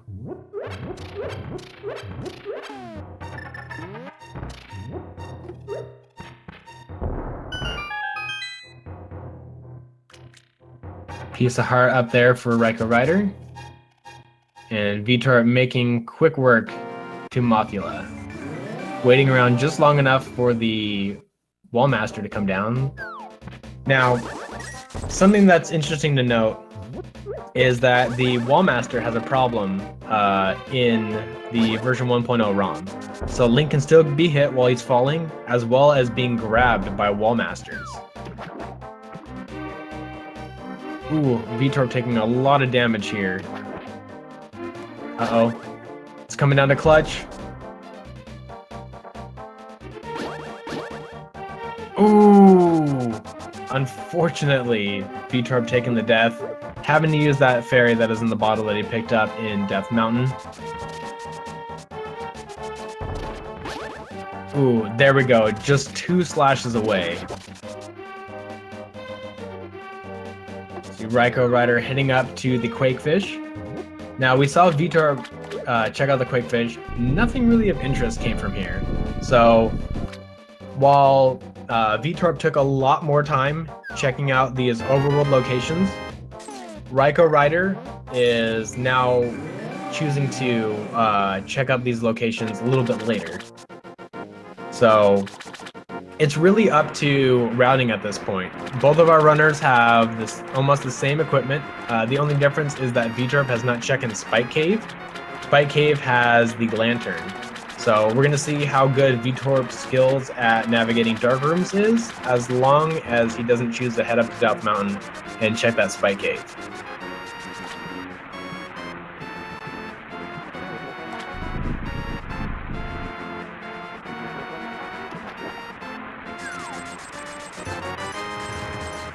You can see Veetorp now checking the Master Sword pedestal.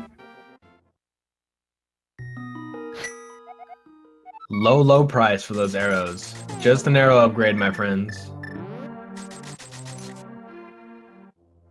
So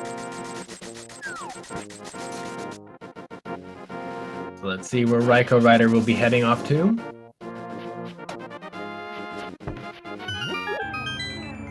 Veetorp choosing to flute. Where is Veetorp going? Ah! Veetorp using the Dark World portal. Just below Eastern. So we're going to see some Palace of Darkness coming from Veetorp here. Now, Palace of Darkness was a pendant dungeon, but more importantly, Palace of Dungeon is the green pendant. And normally the green pendant is at Eastern Palace, but having a green pendant at Palace of Darkness is actually not that bad either, as it's just a quick mirror warp away to checking Sistrala.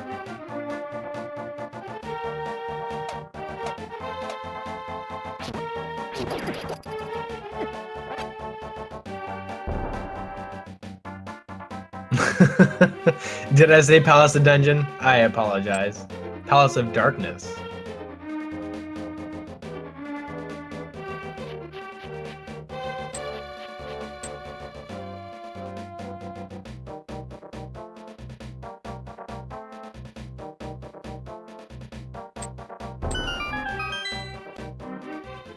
Chat calling for a Bombo /.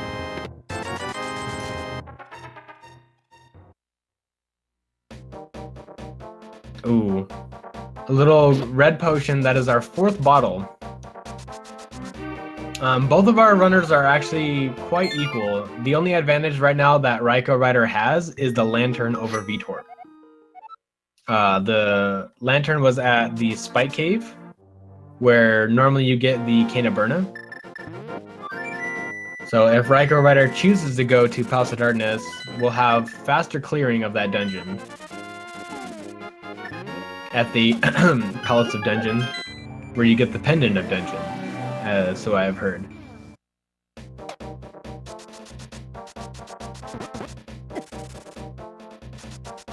We see raikourider also knowing about the Dark World portal, and is heading straight up to follow in Veetorp's footsteps.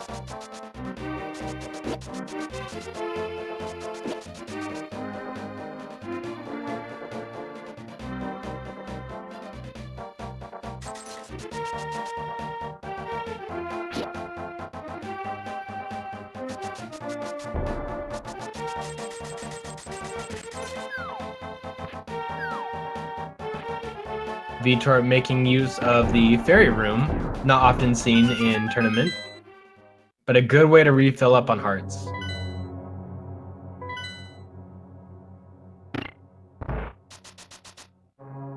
And now we're likely to see Veetorp check the last two chests in this area, the vanilla big key chest, and then the small key chest that you get from falling down that hole.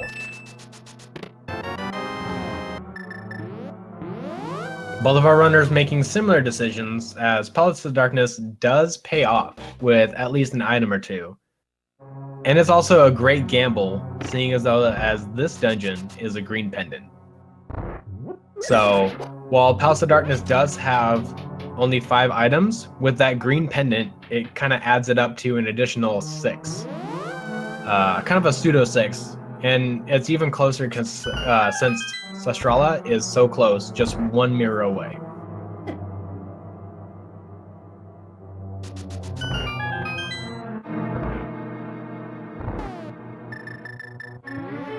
So far what we've seen in Palace of Darkness is 1 item. It is the red potion and the last bottle. So both of our runners now have 4 bottles to work with. Veetorp still has his green potion, an empty bottle, and a red potion. Raiko used the green potion on Mothula, so still has a fairy and a 2 empty bottles and now 1 red potion.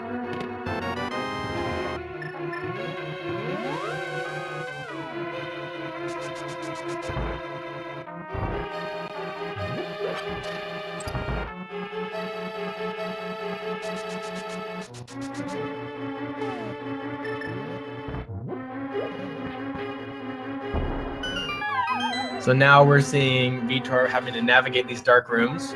Raiko with a slight advantage here, having the lantern. All right, what I missed? I'm so sorry that was gone for so long.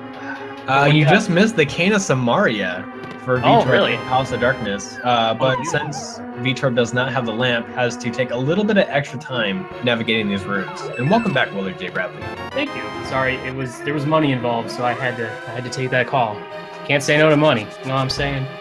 Or Cane of Samaria. I would take that as well. I do know what you were saying. Chat, I apologize for my absence. If there's something I can do to make it up to you, just let me know. So yeah, Pod was the green pendant. Do you think they're gonna go ahead and complete it? See what I think that they are. Seems like a good chance, a good option. Yeah, and like I said before, having the green pendant so close to Sastrala's hut makes it an easy check upon exiting this dungeon.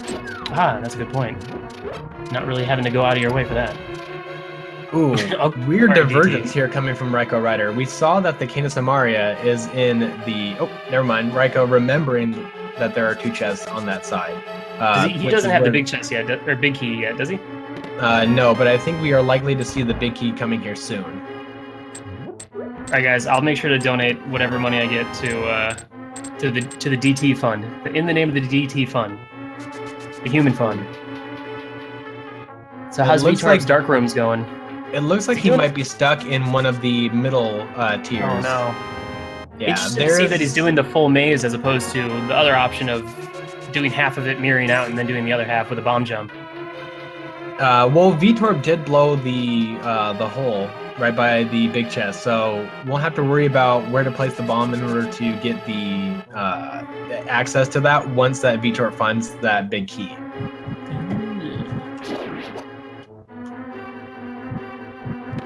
So Raiko easily navigating these rooms. Veetorp still just a little bit lost. Probably did not go far enough down. But Raiko taking a lot of damage. We see the big key there. So we know that it's in this dark room. Oh gosh. You're back. Work calling again. Jeez.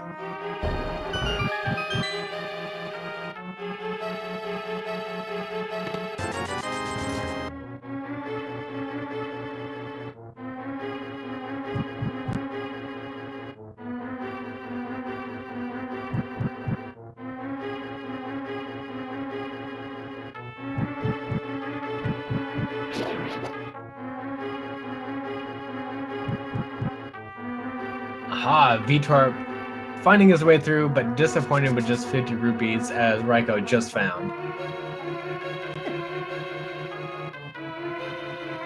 Seeing a mirror from Veetorp, raikourider choosing to go through the door on the left side to go straight into this room, but we'll still have to flip those switches by bonking the wall. Oh. raikourider instead choosing to jump down, but will be met with a lot of opposition here with these little crystal beasts. Oh, and unfortunately falls down. raikourider on the last little bit of hearts chooses to use the red potion while Veetorp runs straight through this dungeon. Setting up for the Cane of Samaria, a smart move over here, able to lock down that switch with the cane block. Alright, I'm back. I had to tell work, I can't. I have to watch Zelda. They kind of hung up on me, so I might not have a job anymore, but, you know, this is definitely more important to me. Well, welcome to your new job, Willard. All right. Commentary for the Link to the Past Randomizer tournament. Hey, if anyone's hiring a full-time commentator, my hand is currently raised. How long will it be raised, though? How far is your dedication? Yes. Perfect answer. You are hired, sir.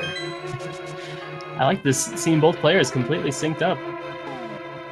Are they also synced? They're also synced up in crystals. Oh my gosh. This is a very close rate. The only difference is Lantern, which is going to pay off definitely for raikourider. Yeah, but it looks like Veetorp having no problem navigating through these rooms. Let's see if Veetorp knows to hit that lantern with a fire rod to navigate the turtle room, the infamous turtle room. The famous turtle room. If only he had a bee in a bottle, Veetorp, or a golden bee in a bottle, or a mad friend, or a Veetorp. See Veetorp trying to find that torch. There it is.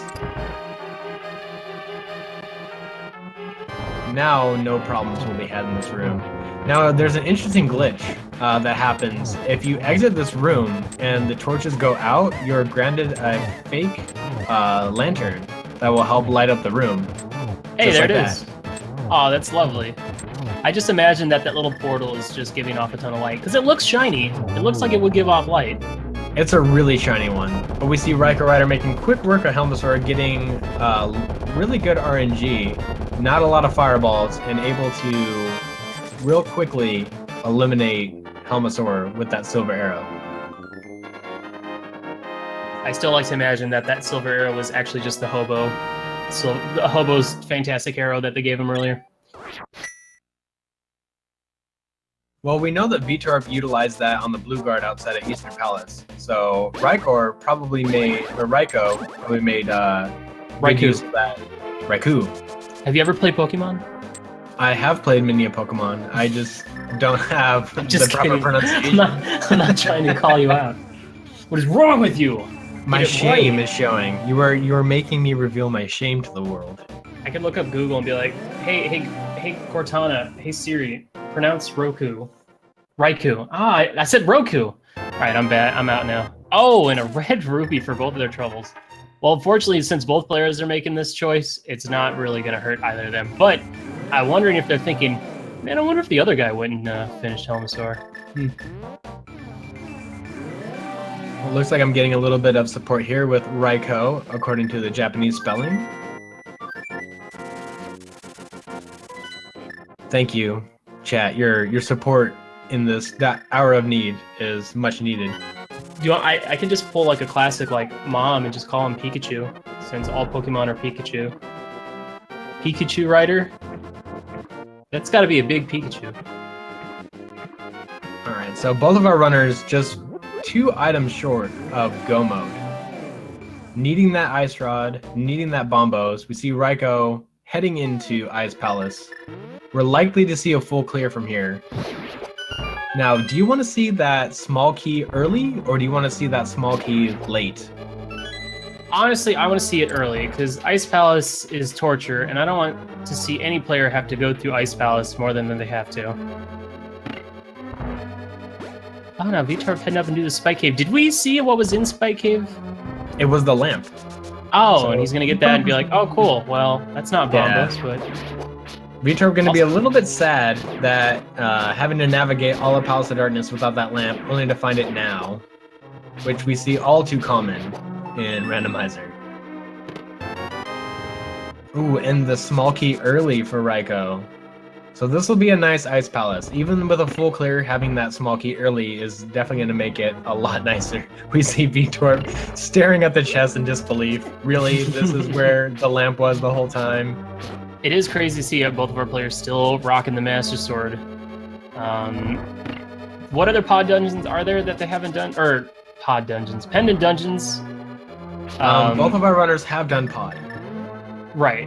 What was the other pendant dungeons that they had? Desert, well, we already know that Thieves Desert Town. Doesn't have to be done. They already did. Did they only do the 4 chests in Thieves? We could see Blind with Bombos.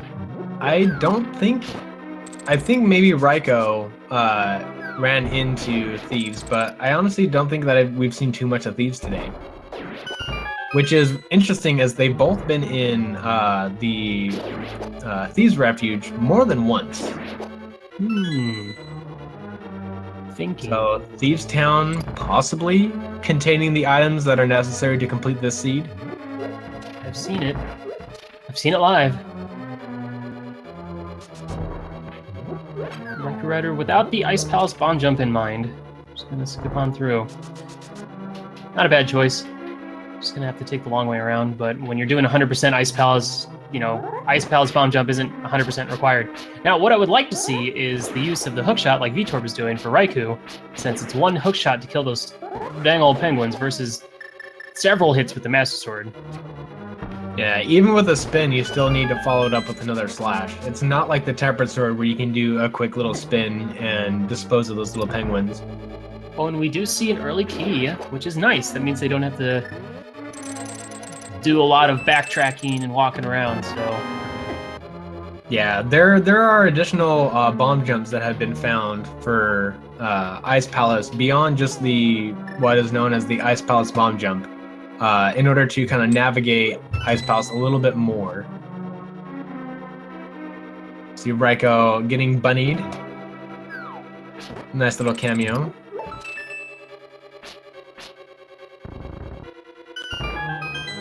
Ooh, and in just the last second, being able to pull that switch down. Oh, before getting hit by the South Coast Knight. This is more. Are we gonna see a bomb jump from Veetorp? It looks like it. I'm thinking that this right here is probably going to be... Ooh, dungeon. No, I was about to say is either a map compass or the big key, as I don't think that either of them have found it just yet. Good work with that bomb jump. Real quick, only a couple attempts. So I could potentially see Cold Stare holding Bombos, but I honestly, it's either that or Thieves, right? At this point, and it's crazy. But I don't think like, that the logic allows Cold Stare to hold the big key. He can only hold a small key or the dungeon items. Because Ice Palace Bomb Jump is not required to clear this dungeon in the casual logic. So far we've seen a red rupee and a piece of heart, I believe. There we go. Big key for Raiko. Wait, where'd he get the big key?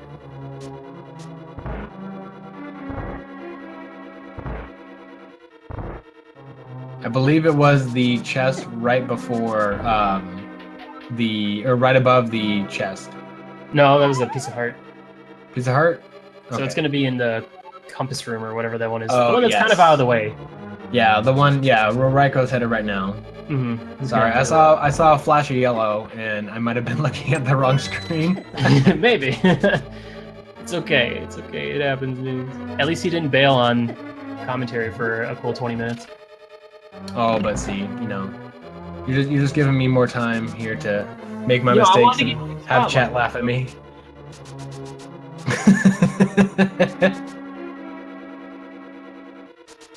All right, here it is.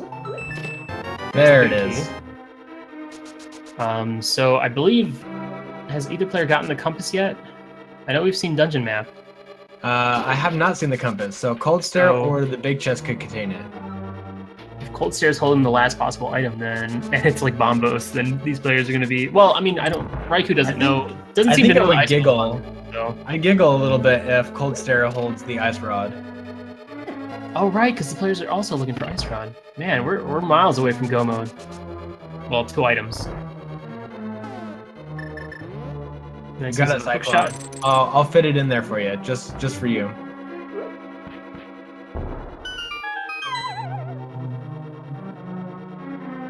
Let's see what's in this big chest.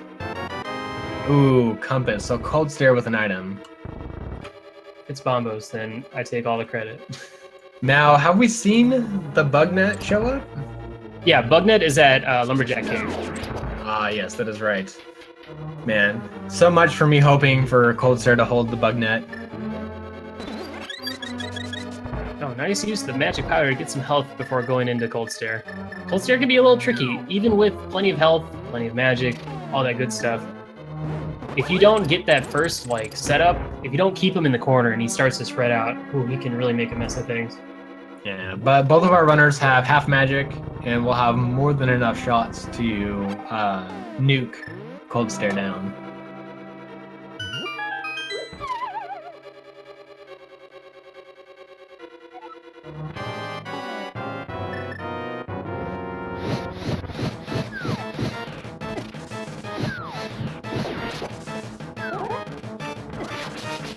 Ooh.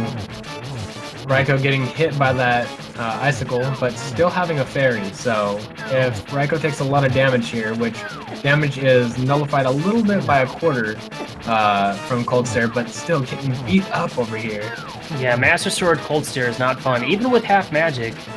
Ooh, I did not know about that. Veetorp knowing about additional magic potion locations in Ice Palace. Oh yeah, on the right side, you can grab those 3 little small pots, as well as the 2 on your way down. But Raikou with the fairy, not done yet. That death is a little bit upsetting, but with that safety fairy, probably a sigh of relief, not having to go through Ice Palace all over again. Just a few more swings. Red Mail really coming in clutch. There it is, good stuff. All right, let's see how Veetorp handles this fight. And it's a arrow upgrade, so no Bombos yet. Being careful with those. Ooh, at this point, the players pretty much getting away from Veetorp also have to go into Thieves. That's like the last possible place, correct? No, they can enter. No, that's right. They can't enter Misery Mire. Yeah, they can go into Thieves, and they can also finish up Desert Palace. But no, Desert Palace only has 2 items, and we've already saw what both of them were. Yeah.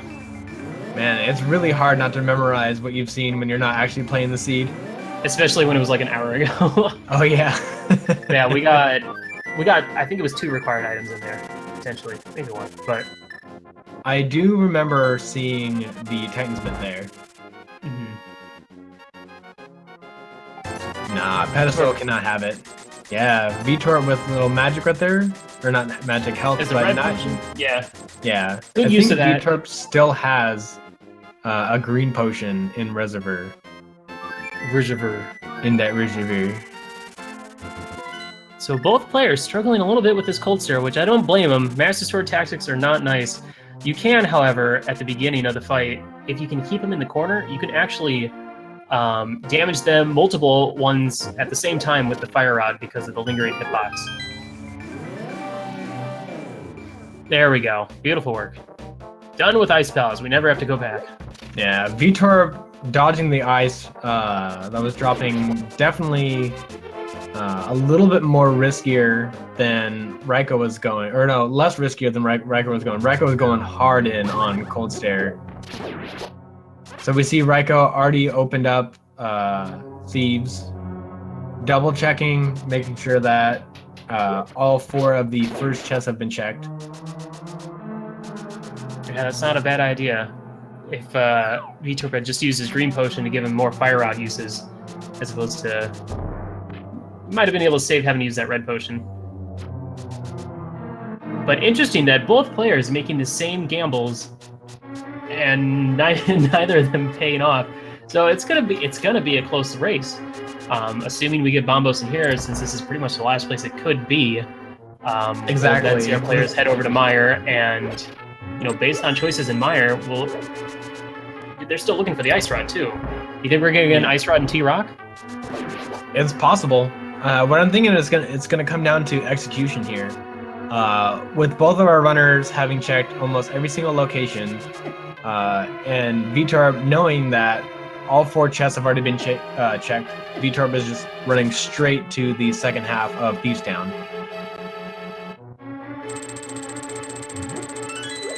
So we'll see how execution fares for both of these runners. Looks like Veetorp not taking a lot of damage, so that could be Veetorp's advantage, is being more evasive in this seed.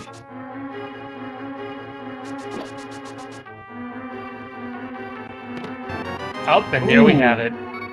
Oh, now there's still one more item, I believe, in here. So yeah, I wouldn't leave yet. Quitting.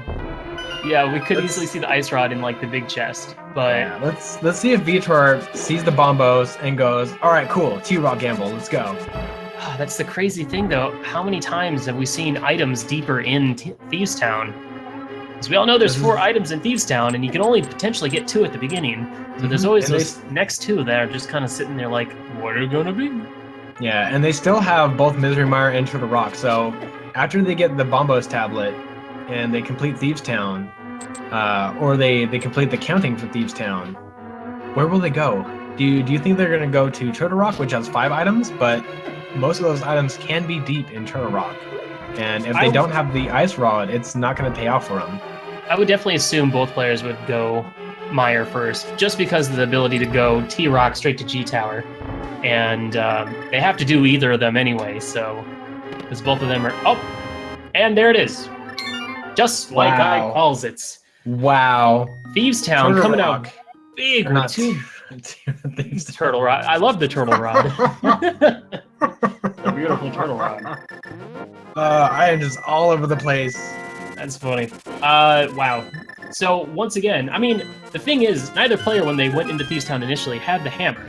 So, they would have missed out on that Ice Rod, regardless. So, I don't think it was a bad play to only check the first 4 chests. Now, had I gotten the hammer, would I have gone back in early to check the other 2 chests? Maybe. As opposed to doing 100% swamp, yes. Never do 100% swamp. Or not swamp, ice. Never do 100% ice. Could have skipped... Well, no, not all of pod, because we still needed the red cane. But could definitely have skipped some of it.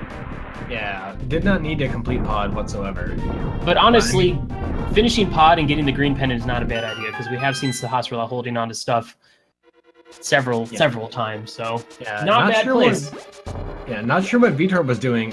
Choosing to go to the chest right next to blind. Maybe hoping for just something. Not sure what he could have found. Maybe like an additional heart piece, sanctuary heart. Oh, I don't know. Probably just had forgotten about what he had at the beginning of the game and just wasn't counting, maybe. But not realizing he was in go mode either. Yeah, maybe Veetorp, though, potentially a better sword would have been nice. Yeah, stocking up on 3 blue potions, so we know that Veetorp is gonna have a lot of health, a lot of magic accessible to him. And he's gearing up for a Master Sword Ganon fight, it sounds like, because... Oh, yeah. We could easily see no swords, and maybe Temp and Gold Sword are buried deep within G-Tower, and we could get a super easy G-Tower with the big key being in, like, one of the first chests. It's happening a lot. And, that would be a little bit upsetting to see that the chest in, like a chest late in G-Tower after we get that big key has, like, tempered sword or butter sword, making I'm betting the subsequent fights a little bit easier. Be funny to see gold sword at Moldorn 2. That would be a nice sigh of relief right before you're heading into Ganon, going like, oh, whew, I don't have to do this with the Master Sword. Yeah, that's a good point. I believe it's after you've turned in the mushroom, you can always talk to the witch's assistant inside the witch's potion shop to get a full heal. Correct me if I'm wrong, but I believe that is as close as possible to correct. Yeah, I feel there like are that's a couple of free correct. heals. The best kind of correct. Yeah, there are a couple of free heals in this game. Like you said, after you turn in the mushroom to the witch's assistant, the old man up at the mountain and the sanctuary guardian are all free heals. Oh yeah, lots of options. There's also like a Gina, or maybe not a Gina, but like some of the caves that you never go into, if you give them $20, they'll give you a free heal as well. Yeah, what are you buying? What are you selling? We never see those though. So those are probably like few and far between routing choices. If you're in that area and you have the money, I mean, it's a decision, but I really don't think as far as good routing goes, it doesn't make a lot of sense. Raikou missing that magic refill. He's not gonna need it, but still, it's nice to have full magic for whatever needs. He will pick another one up on his way to the basement, regardless. But yeah, grab that one on the way. So Veetorp just slowly behind. Yeah, at this point, it really just comes down to execution. I feel like both players have a very similar route for this dungeon, it seems. And are we going to get Big Key and Vanilla Chest? Nope. Blue mail. My absolute garbage. Mail in the vanilla Big Key chest. So that leaves the small chest that's right beside where you get the Big Key. That you normally either need a small key to get to, or if you go wrap around and have the blue... Oh! Veetorp going to check that first, so Veetorp's actually going to take the lead. This is really interesting. It's a huge really gamble. Interesting routing choice. Yeah, I mean, it's not a bad choice. If you feel like you're behind, you're like, well, I don't really want to do the fire rod room because it takes forever. Yeah, we're definitely going to have to ask him about that. Why did you choose to go that route instead? And oh no, Raikou, where are you going?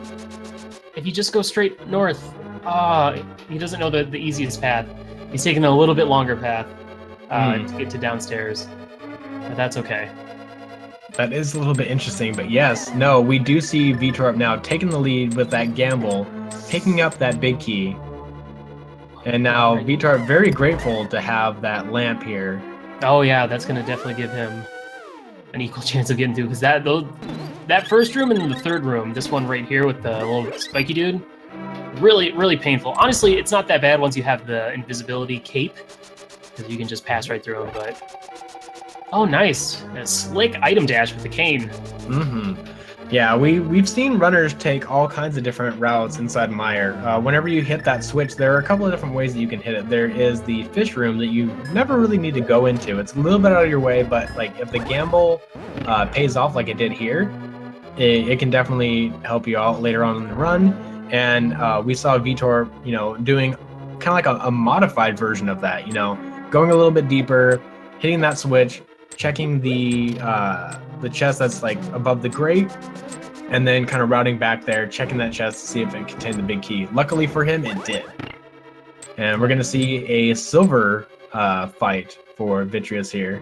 Choosing to get in close, really good execution of it, able to almost rapid fire those silver arrows. No, keep going. I want to keep hearing you talk. No, I'm just kidding. Ninnies, I'm joking. No, that was good. That was a nice little, that was a lot of information right there. You mentioned the fish room. Now, no player should ever go in there, ever, unless it's for a small key, but for the most part, players should always have enough small keys to get through the entire dungeon, correct? I mean, we still have an extra key at this point, so having two small keys would be kind of silly, right? Hang them up on your wall. Say, hey, I visited Misery Mire. But no, yeah, that small key is never needed. I actually did not recognize that it was a fish room until I actually checked the layouts of it and noticed that yes, it does in fact make a fish. It is really interesting. Shout out to Carcat for bringing that to my attention. You mentioned that in the Discord, and I was like, fish room? And then he showed me a map. I was like, oh yeah, fish room. All right, cool. So Veetorp visited it, and then all I got was this stupid key. Yeah. Dipping it in a little bit of the poison slime around Vitreous just to have like a little memorial of a little trophy room. Yeah, I don't know why they just don't scoop some of that up with their bottle. You know, it might taste good. I don't think it'll help them. In fact, I think it'll damage them by 1 heart. That's it? Just 1 heart? Just 1 heart. I mean, that's if you step in it, but what if it's like inside you? If you chug a bottle of that? I feel like that would kill you, right? Like a slow, painful... Okay, this is getting grimace. Anyway, both of our players head up to T-Rock. We are in go mode. We are looking for that big key. We are hoping for a good try next fight. It's going to be interesting unless we grab a Tempered Sword or Butter Sword in this dungeon, seeing some Master Sword or possibly Hammer tactics going into Trinex. Now, we all know that the Hammer does Tempered Sword slash damage or Master Sword spin damage, and we know that it's 5 hits for each of the heads with the Tempered Sword or Hammer. Yeah.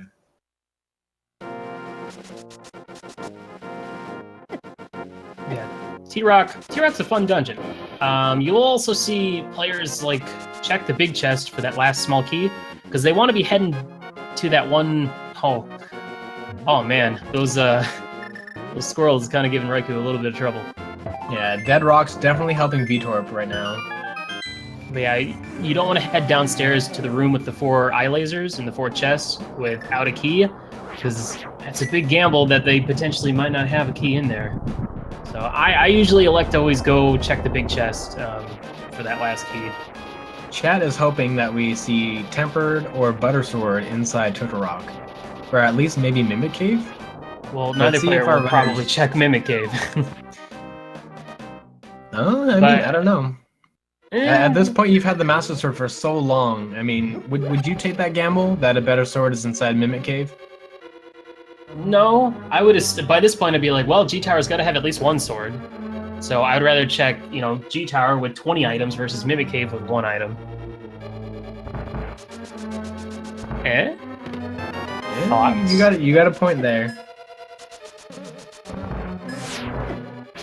Also, Mimic Cave can be kind of annoying with the ones on the right side. You got to kind of angle them kind of weird. And we see the big key right off the bat. Very nice early find. So now it's just going to be around... They're not going to even have to check most of the chests. They just need to have enough keys to get downstairs. Yeah, I'm liking this choice by Veetorp to utilize the cape instead of mirroring out. It's definitely a lot faster, and since they have half magic, it's not a big issue to, utilize a little bit of that for some vulnerability or invulnerability frames to get through those spike rollers. Ooh, and Raikou getting that quick little hookshot clip, or to drop off. I can never get it fast enough. I always have to wait and get on the second lamp after I light the last one. So that's pretty... I'm impressed. Color me impressed. Ooh, watch out for them chain chops. Those guys hurt. Even with red mail, they still do plenty of damage. I believe with red mail, they still do 2 hearts of damage. Without anything else, I think they do up to 4. Good plan there. Excuse me for the plane. I will mute myself. Safe travels to anybody on their journey. Unless it's United Airlines. We don't talk about that here. Excuse me, especially if it's United Airlines. Safe travels. Please stay safe.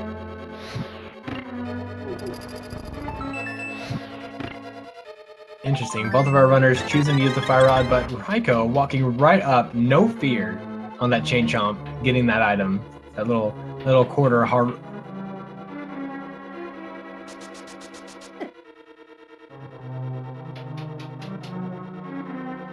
All right, and Veetorp's probably just going to grab this little small key, if he can, and then double back, because there's no point in going through that door, because more than likely you might just get another key, and therefore making that whole trip a little bit moot.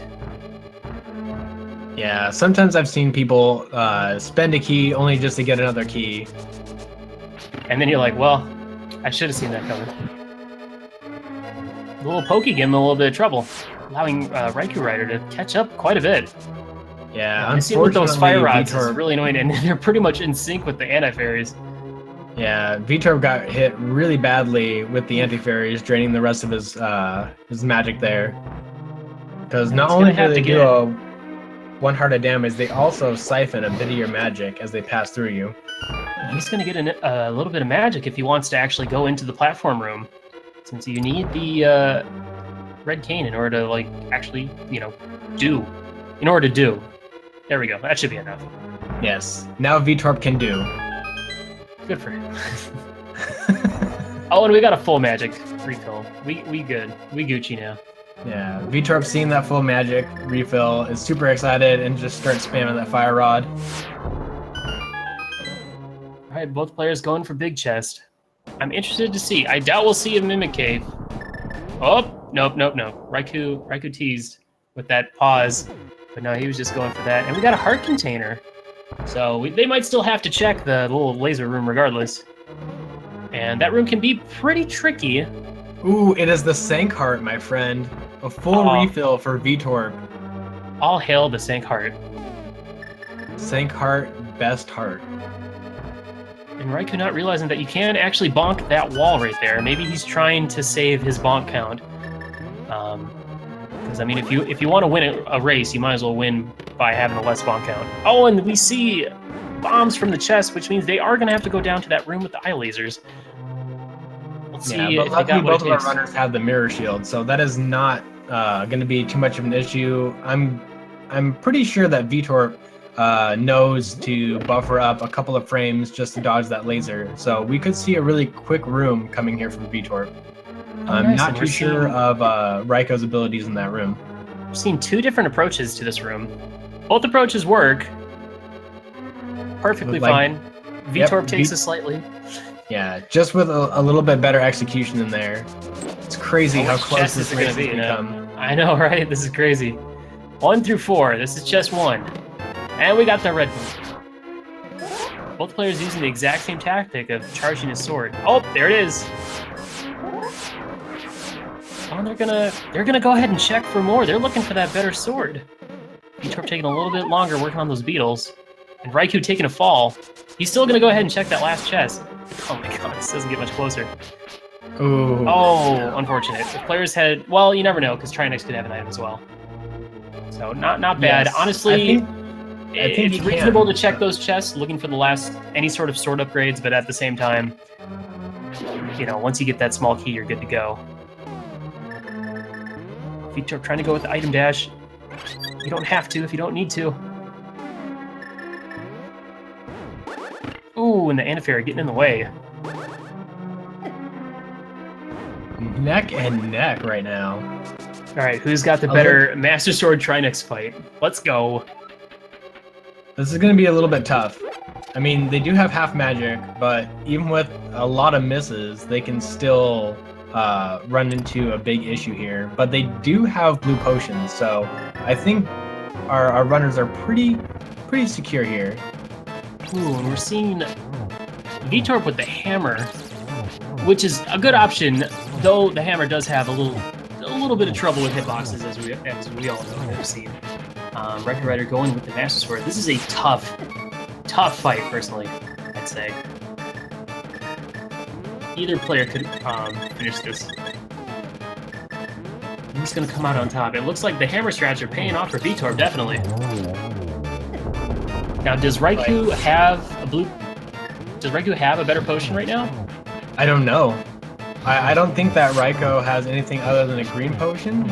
No, we saw Raikou use the green potion, so Raikou's running really low on magic here. Oh, and he gets it just with the last. I mean, he still had one more fire, or looks like one more fire left. That's crazy. Raikou actually takes the lead slightly. Oh my god! All right. Oh, not going for the. Can actually get some damage on him while he's coming out of his shell. And Trinex saying see you later, going off screen for a little bit for Raikou. Now Raikou's got to be a little careful, he's very low on health. Oh, I love seeing two different strats for this battle. Alright, blue potions coming out. Claire's not feeling confident enough in their abilities to finish off Tridex. Insane race. Oh man, kind of a waste of a blue potion for Raikou. All you had to do was hit him one more time, but you know, better safe than dead. All right, and they're rewarded with $5. Oh my goodness. That's not a sword. This is so crazy. Oh man, this is the closest race I think I've commentated. Yeah, this is definitely probably this rivals recent race that was on here where the winner was by 8 seconds. Oh, between Aaron and Cross Product, yeah. Mm-hmm. That came down to what, like the better Ganon fight, or? Aghanim 2, I believe, was the deciding factor. Ah, yes. Aaron had guys. the better it's Aghanim that time. 2 fight. It's that time again. What chest do you think is going to be? I always go 21, which is, as far as I know, a full clear. There's 14, which is Bob chest. 15, 16, or 17, which is past Armos 2, for the most part, assuming they go the same routes. You can also say what's going to be left side, right side. Is it going to be tile room again? Man, I have no idea. I have no idea. At this moment, I think, you know, looking at the time, an hour 55 in, both racers probably, you know, keeping a quick eye on that done. Mm-hmm. I would believe that both players are going to go check the 2 chests on the right side and then do all of left.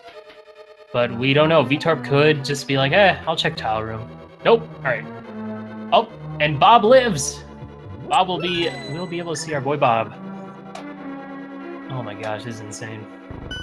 This is so close. They're within rooms of each other.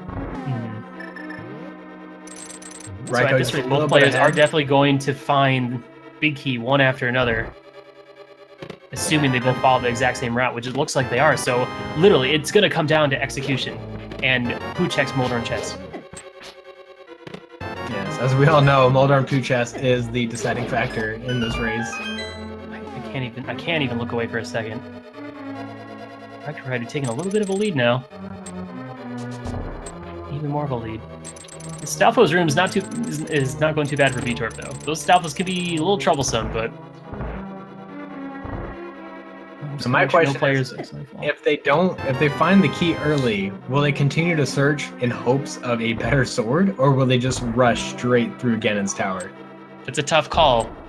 I can't imagine either player being confident in their Master Sword Ganon. Yet alone, I don't know if either player has attempted a Master Sword Ganon fight. It's not something that you normally train for. No. You're always hoping for the best. Yeah, but Veetorp and Raikou both with plenty of potions for health. Oh my gosh, I'm so stressed out right now. Yeah, with how close these guys are, I'm trying to watch like both screens at once. Like, who's gonna find this key first, and who's gonna dig a little bit deeper in hopes of a better sword? I'm gonna need a drink after this. Of coffee, of course. I'm gonna need some coffee after this. Oh man, I'm definitely grabbing me something adult. Where? Beverage, of course. You mean like a Fresca? Oh, and the tempered sword! And the big key! And the butter sword! Oh my gosh. What is this seed? That was more hype than Hype Room. Oh my gosh. Oh, good play by Veetorp, checking all chests in there and get that butter sword. Oh my god. Somebody clip that. Holy cow. This seed is insane. Tempered, big key, and butter sword in the same room. Yeah, that is a good point. Why open that 4th chest? But at the same time, you're just kind of in that, there's chests. I gotta open them. Yeah, you don't stop opening chests until you get that big key. I'm just excited that Veetorp decided to check a couple extra ones. Instead of pick that one first, get the big key, and just like blaze through. I'm just so surprised that they checked other chests, because they both open the same chest pretty much. And personally, as soon as I get that big key, I'm mirror out of there. But it's a good thing they didn't, because Butter Sword Silvers is going to make for this fight to be super easy, so I say that. we'll see what happens. But yeah, from here on out, it's all about execution. Who's got the better gauntlet? Who's got the better Landmola 2? Who's got the better Moldorn 2? Who's got the better Agga 2? Who's got the best Ganon in town? And raikourider going with the Bombo strats, not bad. Yeah. Ooh, Raiko leaving that full heal fairy behind. You know, blazing through this dungeon. Oh, and Veetorp going for the safety, not bad. I mean, he's got a heart and a half. I can't, I wouldn't blame him for grabbing these. Yeah, not wanting to utilize the 2 other blue potions. You know, I like this Bombo strat. It makes these rooms it makes them less trolly, less opportunities for troll. Now, the other problem is with full health, these sword beams are actually going to more than likely play be problematic for clearing some of these rooms, because sometimes sword beams will take precedence over the actual sword strike. And we see this room giving Veetorp a little bit of trouble, and Raikou rolling on through. Honestly, Bombos with half magic is not a bad choice. Yeah, it's giving Raiko seconds in every single room that Veetorp has issues. And so, while you might have had like 10 seconds ahead, every time they use that Bombos and every time that Veetorp is having trouble in these rooms, it's just adding more distance between these 2 runners. Oh my gosh. I might have to consider using Bombos in the future, because some of these rooms, they can be super trolly. Honestly, I like the use of the Fire Rod, especially for the Stalfos, because they kill them real quick without them waiting to burn. But Raikou taking a huge lead at this point. We needed like a good, quick Landmola 2 from Veetorp. I don't know if he's going to elect to use these silver arrows against him. Looks like he's going Fire Rod. Yeah, with how long he spent in that room right before Landmo, he's going to have to utilize the Fire Rod. That's right, because he gave the Landmolas too much time to spawn. Not bad, though. Only 2 cycles, it looked like. But raikourider is just, he's speeding along. So...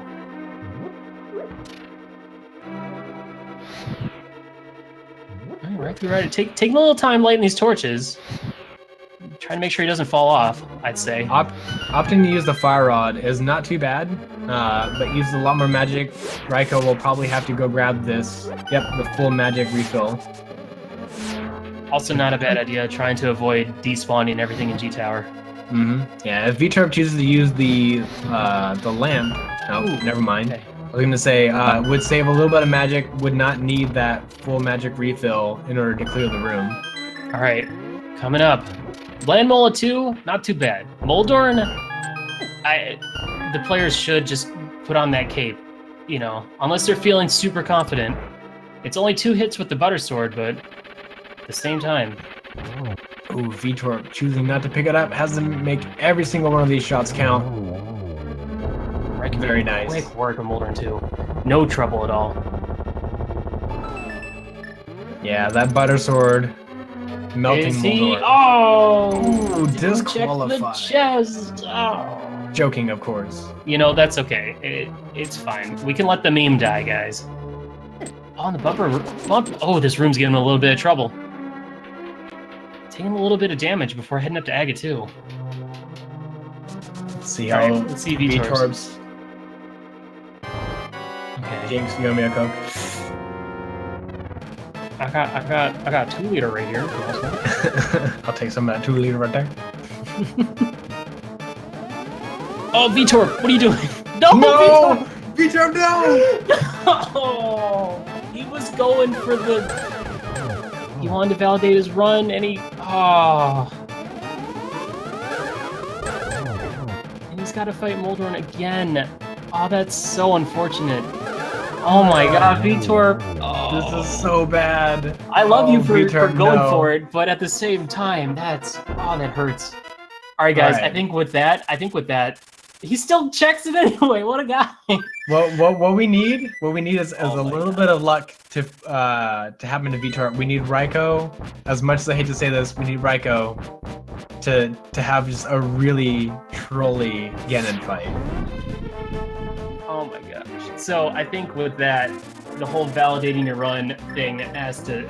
It's got to stop at this point. We can't. Oh, he was the runner in our hearts. Oh. Ooh, getting a double right there on the first Agga, so follow these runners really hard. Oh, and another possible. That looked like a double, possibly a triple. They're putting on a great show for us. Veetorp trying to validate his run as best he can. Unfortunately, fell to Moldorm 2. Aggie getting in a little bit of trouble. Padding his bonk count a little bit. All right. A nice, clean Agate 2 Still fight. plenty of Veetorp, time. Though. It just depends on how Raikou does against this fight.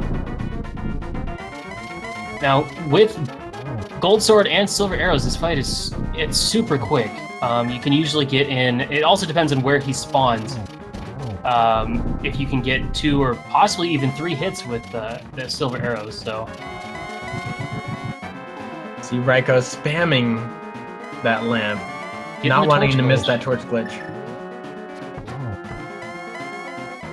All right, we have 1 arrow, 2 arrows. Can't get over it. So insane. Such quick menus. 1 more Silver Arrow. Seal the deal. There it is. There it is. Oh, GG. Yeah. We have our official done from Raikou here. Coming in at an amazing 2:06:01. So GG to Raikou. Veetorp, though, right on his heels. First place, but not validated. Oh my gosh, what a way to end one of the one of the closest things races I've seen. Yeah, this seed, just from the beginning to the end, insane just to sit here and watch these runners work through it, follow each other's footsteps, finding the items really close to each other, and just putting on an amazing show, pulling leads ahead of each other. Oh, it's just so crazy. And we see Raikou's waiting in the waiting room for the interview, as we are customary for Veetorp to finish his Ganon fight. I think what we'll do is we'll wait for Veetorp to finish, and then we'll pull both of them in here and ask them both about their runs.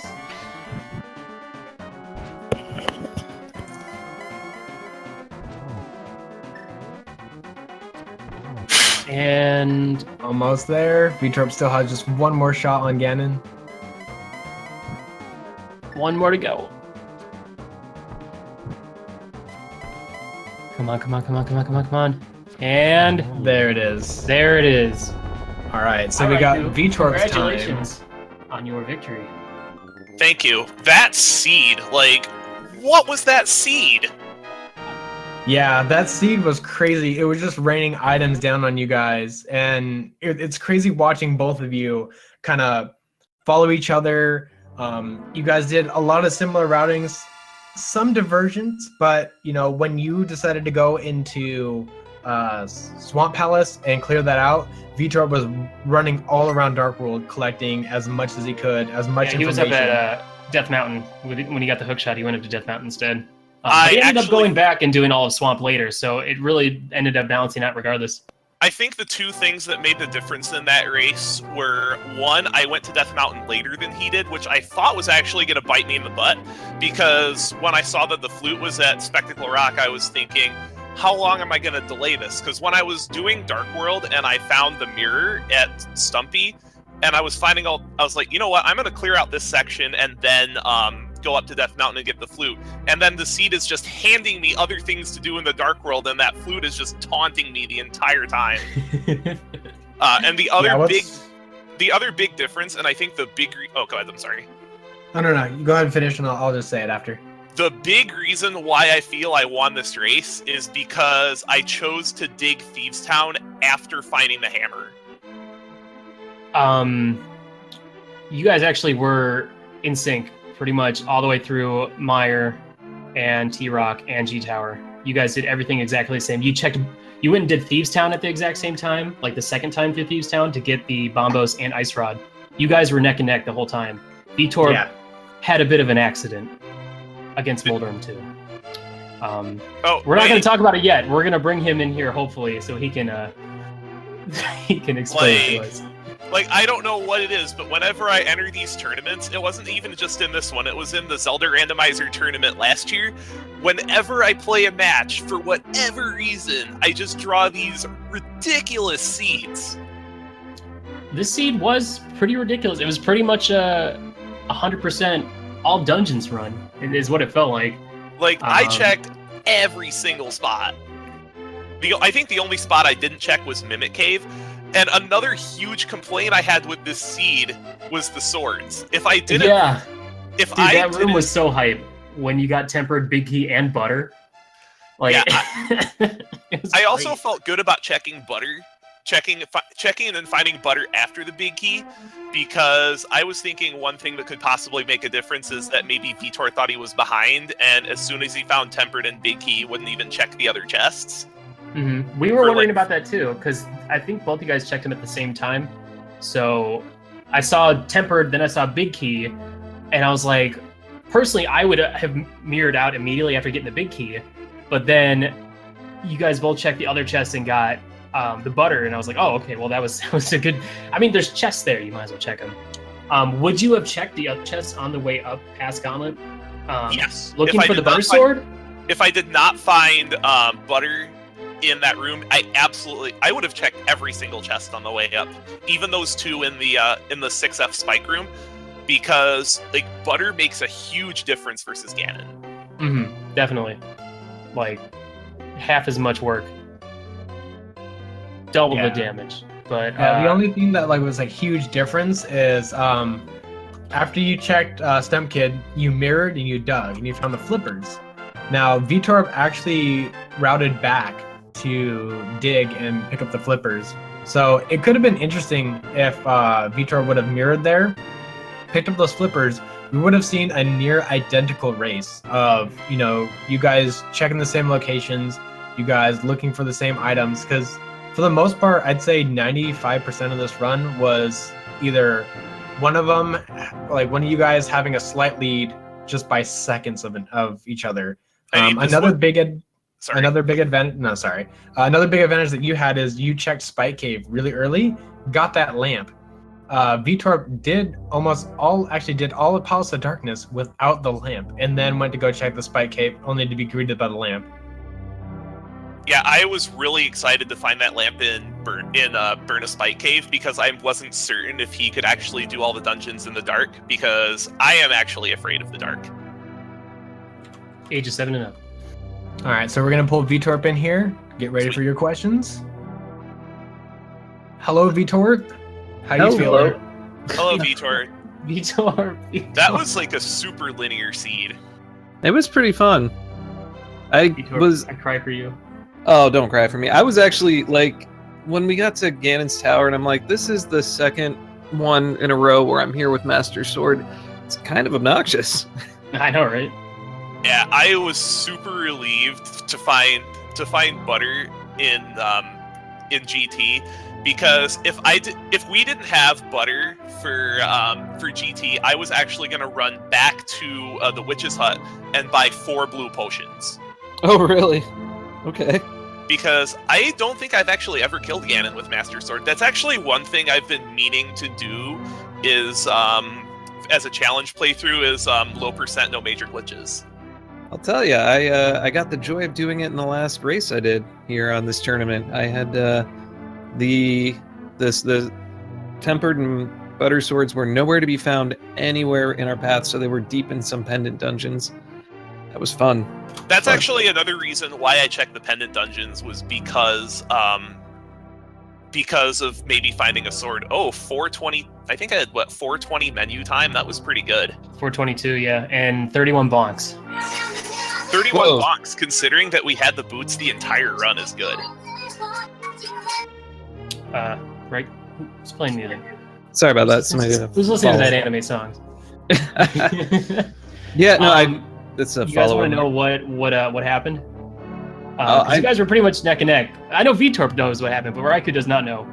Raikou decided not to validate his run by not checking the chest at turn 2. Veetorp decided to check that chest, went past it, and I was victory lapping. That's what you were trying to victory lap. I was victory lapping, and I kind of got stuck on the edge of the chest, and I'm like, there's not much room on this one side, so I think I might. Oh yeah, I fell. We have a clip of it if you want to experience that again. It's definitely going on the highlight list. I'm sorry, but it has to. That's so. So It was neck and neck. was that the entire reason I won? Was because of that? It helped. Veetorp, I don't know if it was just because you saw Raikou finish or whatnot, but your Ganon fight was looked like you were having a little bit of trouble in that last phase. Oh, I was having fun.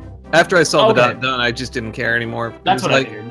Kind of dashing. I mean, falling to that chest definitely gave Raikou like about an additional minute on you after that. But I mean, leading up to that, you guys were runes apart, and you know you won chat's heart with checking that chest, and they were so happy that even after you fell, you committed to it. You still checked that chest, and you moved on. Well, I probably got booed at super hard for not checking that chest. I think with what happened to Veetorp, I'm going to elect to retire this meme for at least the remainder of this tournament. If it comes down to the final, we'll bring it back. But I feel like after that, I was like, well, I feel awful now. In memory of Veetorp. In memory of Veetorp. Please. I had zero use for checking that chest. It was just right. For fun. Yeah, it's just check it for. Can you work? Meow meow meow meow. I love that. I love that. Sorry, go ahead and start. It's my follow alert, and it's okay. Keep following them, guys. We want to hear more of that song. Yeah, follow these runners. They put on an amazing show with the trolliest of seeds. It was just so fascinating to see how close they were, like pretty much the entire time. I elect also from now on to call that Moldorn 2 chest to be named the Veetorp chest. So, in memory of. So here's a question: were we actually on the same path the whole time, like dungeon for dungeon, or did we deviate? Almost. Raikou did. Okay, first let me just get this straight. Is it Raikou or How do you pronounce your name? It's Raikou. It's Raikou. It's Raikou. Raikou. Silent. What was I saying? We've been saying it completely differently the entire time. So. Believe me, also, no one gets my name right.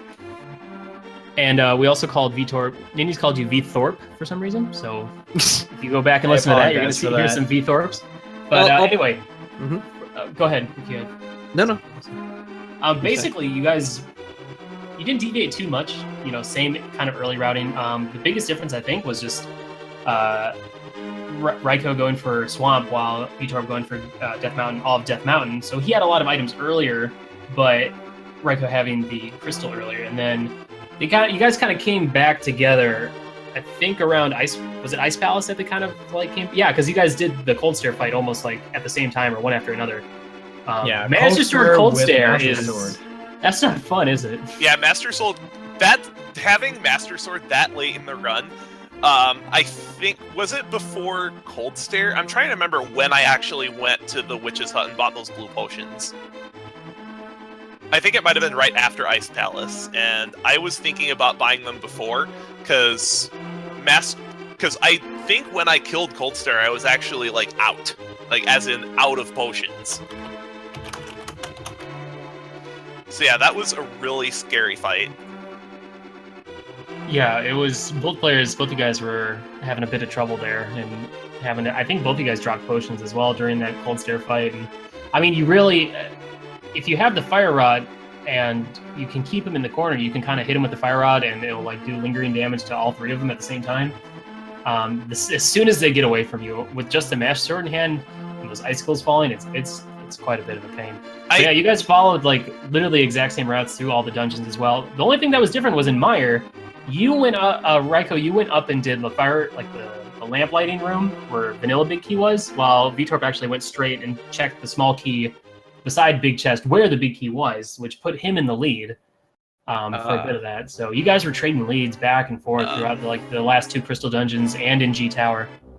The reason why I went over to the Vanilla Big Key is because I was just in the area at the time.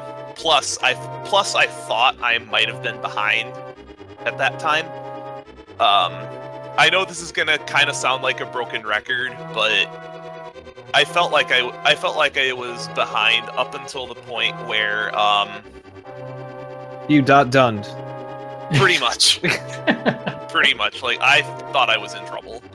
Well, I was impressed we didn't see any tower rooms, because when you're behind, you check that tower room just in case. Yeah, no, it was the worst part was you're getting towards like an hour and 50 minutes, and you're just like, really, why hasn't Yeah, well, where is the other .done? Because it should really be in there. And in fact, I typed .done before, before you actually .done. And it was like, oh, okay, I'm gonna get there, and then. Yeah, it was interesting to see that Thieves Town ended up holding the 2 last items you need, which, you know, both you guys went into it initially without the hammer, so you wouldn't have been able to get the ice rod initially, but he could have gotten bombos. But that could have taken you on a wild goose chase looking for the ice rod inside those 2 dungeons, Mire and T-Rock. So it almost worked out better that you went back and checked them later. But having to do some other, like Olive Ice Palace and Olive Pod, was a bit of a time sink. But since both you guys did it, it really didn't like make a huge difference to the victors. So. Yeah. I think you actually had... I'm sorry, go ahead. Sorry, I was going to say the biggest difference that it would have made in this race is when you guys checked Thieves Town, if you guys would have dug just a little bit deeper, if either one of you guys would have dug a little bit deeper in it, that would have been pretty much the biggest lead. As we saw both, you know, Ice Rod and... What? Stop. I just said that. He just said that, and he also explained why it probably would have set both of us back. I would say if they had kept going, they would have got bombos early, and then they would have left and gone on a wild goose chase looking for the ice rod in the other 2 dungeons that they needed bombos for. So it actually paid off that they didn't do it early. It's okay. I can't wait to watch this back. This had to be a really fun race to watch. It was really fun. I had to miss like 20 minutes of it because I'm dumb. But when I came back, I got back at like the super hypest moment, which was that cold stare fight. Super hype, guys. Yeah, that was also, a lot of fun. It was also fun watching the Trinex fight because Veetorp used the hammer tactic while Raiko used the Master Sword tactic. And actually, Raiko got to the final phase of Trinex first, despite having to pop a blue potion as well during that fight. For that, you popped a blue potion and then you had to hit him one more time. So ended up kind of being a waste, but you know, better safe than dead is what I said during the race. Another thing that I was really happy about in this run was my Vitreous fight. My Vitreous fight was just beautiful. Mm-hmm. I hated that fight. Not ice. Silver Arrow is always super free for Vidi, especially when you have a quiver of 50 of them. And if you ever hit him, you know. No, wait, Vitreous. Yeah, I was thinking about the other one, Argus. Argus. I missed him a lot with the Silver Arrow. Oh, I just went straight Master Sword because I tried using Silver on him earlier. I think it was my last race, and I lost a lot of time. Oh, in the second phase of Argus? Yeah. In the second phase, because hitting him with a Silver Arrow is not easy. No, you kind of gotta curve the shot a little bit. But no, beautiful race from both you guys. Crazy finish. Lots of definitely like hype moments to clip, to highlight, to go back and watch. Definitely recommend both you guys go and watching. Now, where does this put you guys in the standings? Veetor I don't know how. Veetor's 0-3, so he's out. I'm out of this. This puts me at 2-1, so my last opponent is going to be Diesel, and if I beat him, I'm a win and in. So if I beat him, I'm straight in the playoffs. If I lose, then it's going to be... It depends on how the bracket goes, but it'll be probably... It could be either a 2 or a 3-way playoff. Yeah, we haven't seen any tiebreakers yet, so I'm excited to see if and when that comes to play. But how about I just beat Diesel so it doesn't happen? That's usually the way to do it. Yeah, I'd say so. I'd say go for it. Winning tonight. If you want. I mean, we like to watch more races, but whatever. Win, I guess. Winning tonight's race makes me feel a lot better, so that there's not so much riding on the last race. Yeah, you can go into a little laid back. You can just go and have fun. Maybe pull out some net strats against Agatu. Maybe do a little victory lap around Mulder or Veetorp chest. All that good stuff. Speaking of the net, another thing that worried me at the start of the seed was when the lumberjack item was the bug net.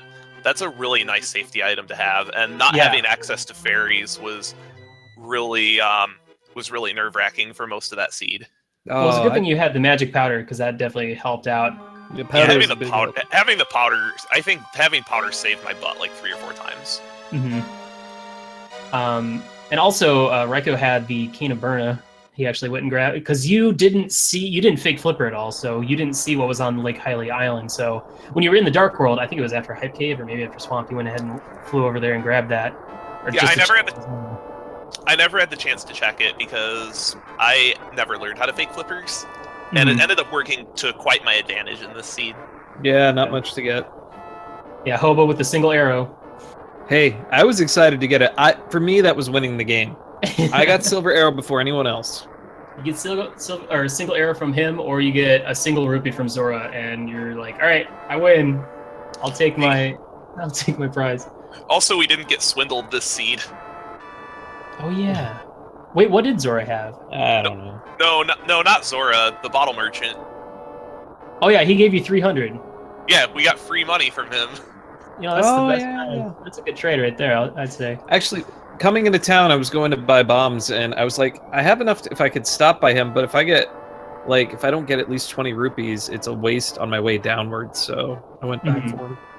Yeah, I did comment on your routing with that one. After you came out of escape and you were just like starving for arrows, you checked all 3 tiers of the rupee pools, the tree pools. Yeah. And then I watched you go down to buy the bombs, and I was like, okay.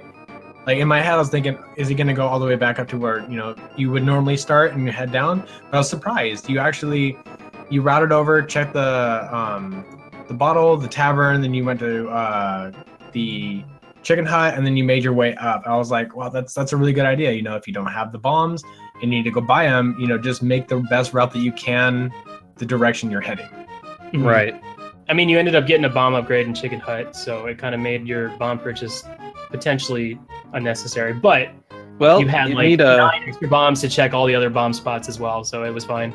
You need a bomb to get to that upgrade in the Chicken Hut. That shut me up. Well, with that, guys, that's it for the interview. Boom, I guess we can all make mistakes. Hey, Willard. Roasted. Well, we got another race coming up for you guys over on Speed Gaming 2, or we got some stuff. It seems we have Mega Man 3 or Ori and the Blind Forest coming up on Speed Gaming, so pick your poison, whatever you guys feel. Thank you guys so much for an incredible race. This was really fun to commentate, so thank you for allowing me to commentate. Shout outs to raikourider for his victory in Veetorp with an amazing performance as well. Thank you guys so much. I'm gonna go watch this back right away. I'm gonna probably watch a JP rando that's about to start in the. If you're on the Discord for Randomizer, we're doing. Did I miss it? Oh. No, it's just starting right now. I've just been throwing seeds in the new logic ones that will be on the VT site soon. Oh yeah, when does that go live? Don't know yet. Okay. Maybe is it this Saturday or next Saturday? Because I know it usually updates on Saturdays. Yeah, probably if we can, this weekend would be the goal. Yeah, that's the goal. But I think we still have a few last minute little things that we're fixing in the actual ROM. And like the save and quit bug. Oh, that's fixed. Okay, cool. That's what do you mean bug? That was amazing. I mean feature. Excuse me. Sorry. Got a little. I'm excited for the new logic too. Can't wait to see how this is going to It's great. toss us off a route. Yeah, it's going to be fun. Alrighty. Well, thank you guys for hanging out. Thanks for the interview as well. Thanks everybody for watching. Thanks to my boy Ninnies for commentating with me. This has been The Legend of Zelda: Link to the Past Randomizer Tournament, day number 17. Head on over to Speed Gaming 2 to watch the next race starting soon. And this has been Willard J. Bradley. And I have been Ninnies. Don't follow us. Or do. No, follow us. Actually, yeah, I'm gonna change my mind. You guys are go ahead and follow us, just for the meeting. You have to be willing to self-promote, friend. Night. Good night. All right. Good night.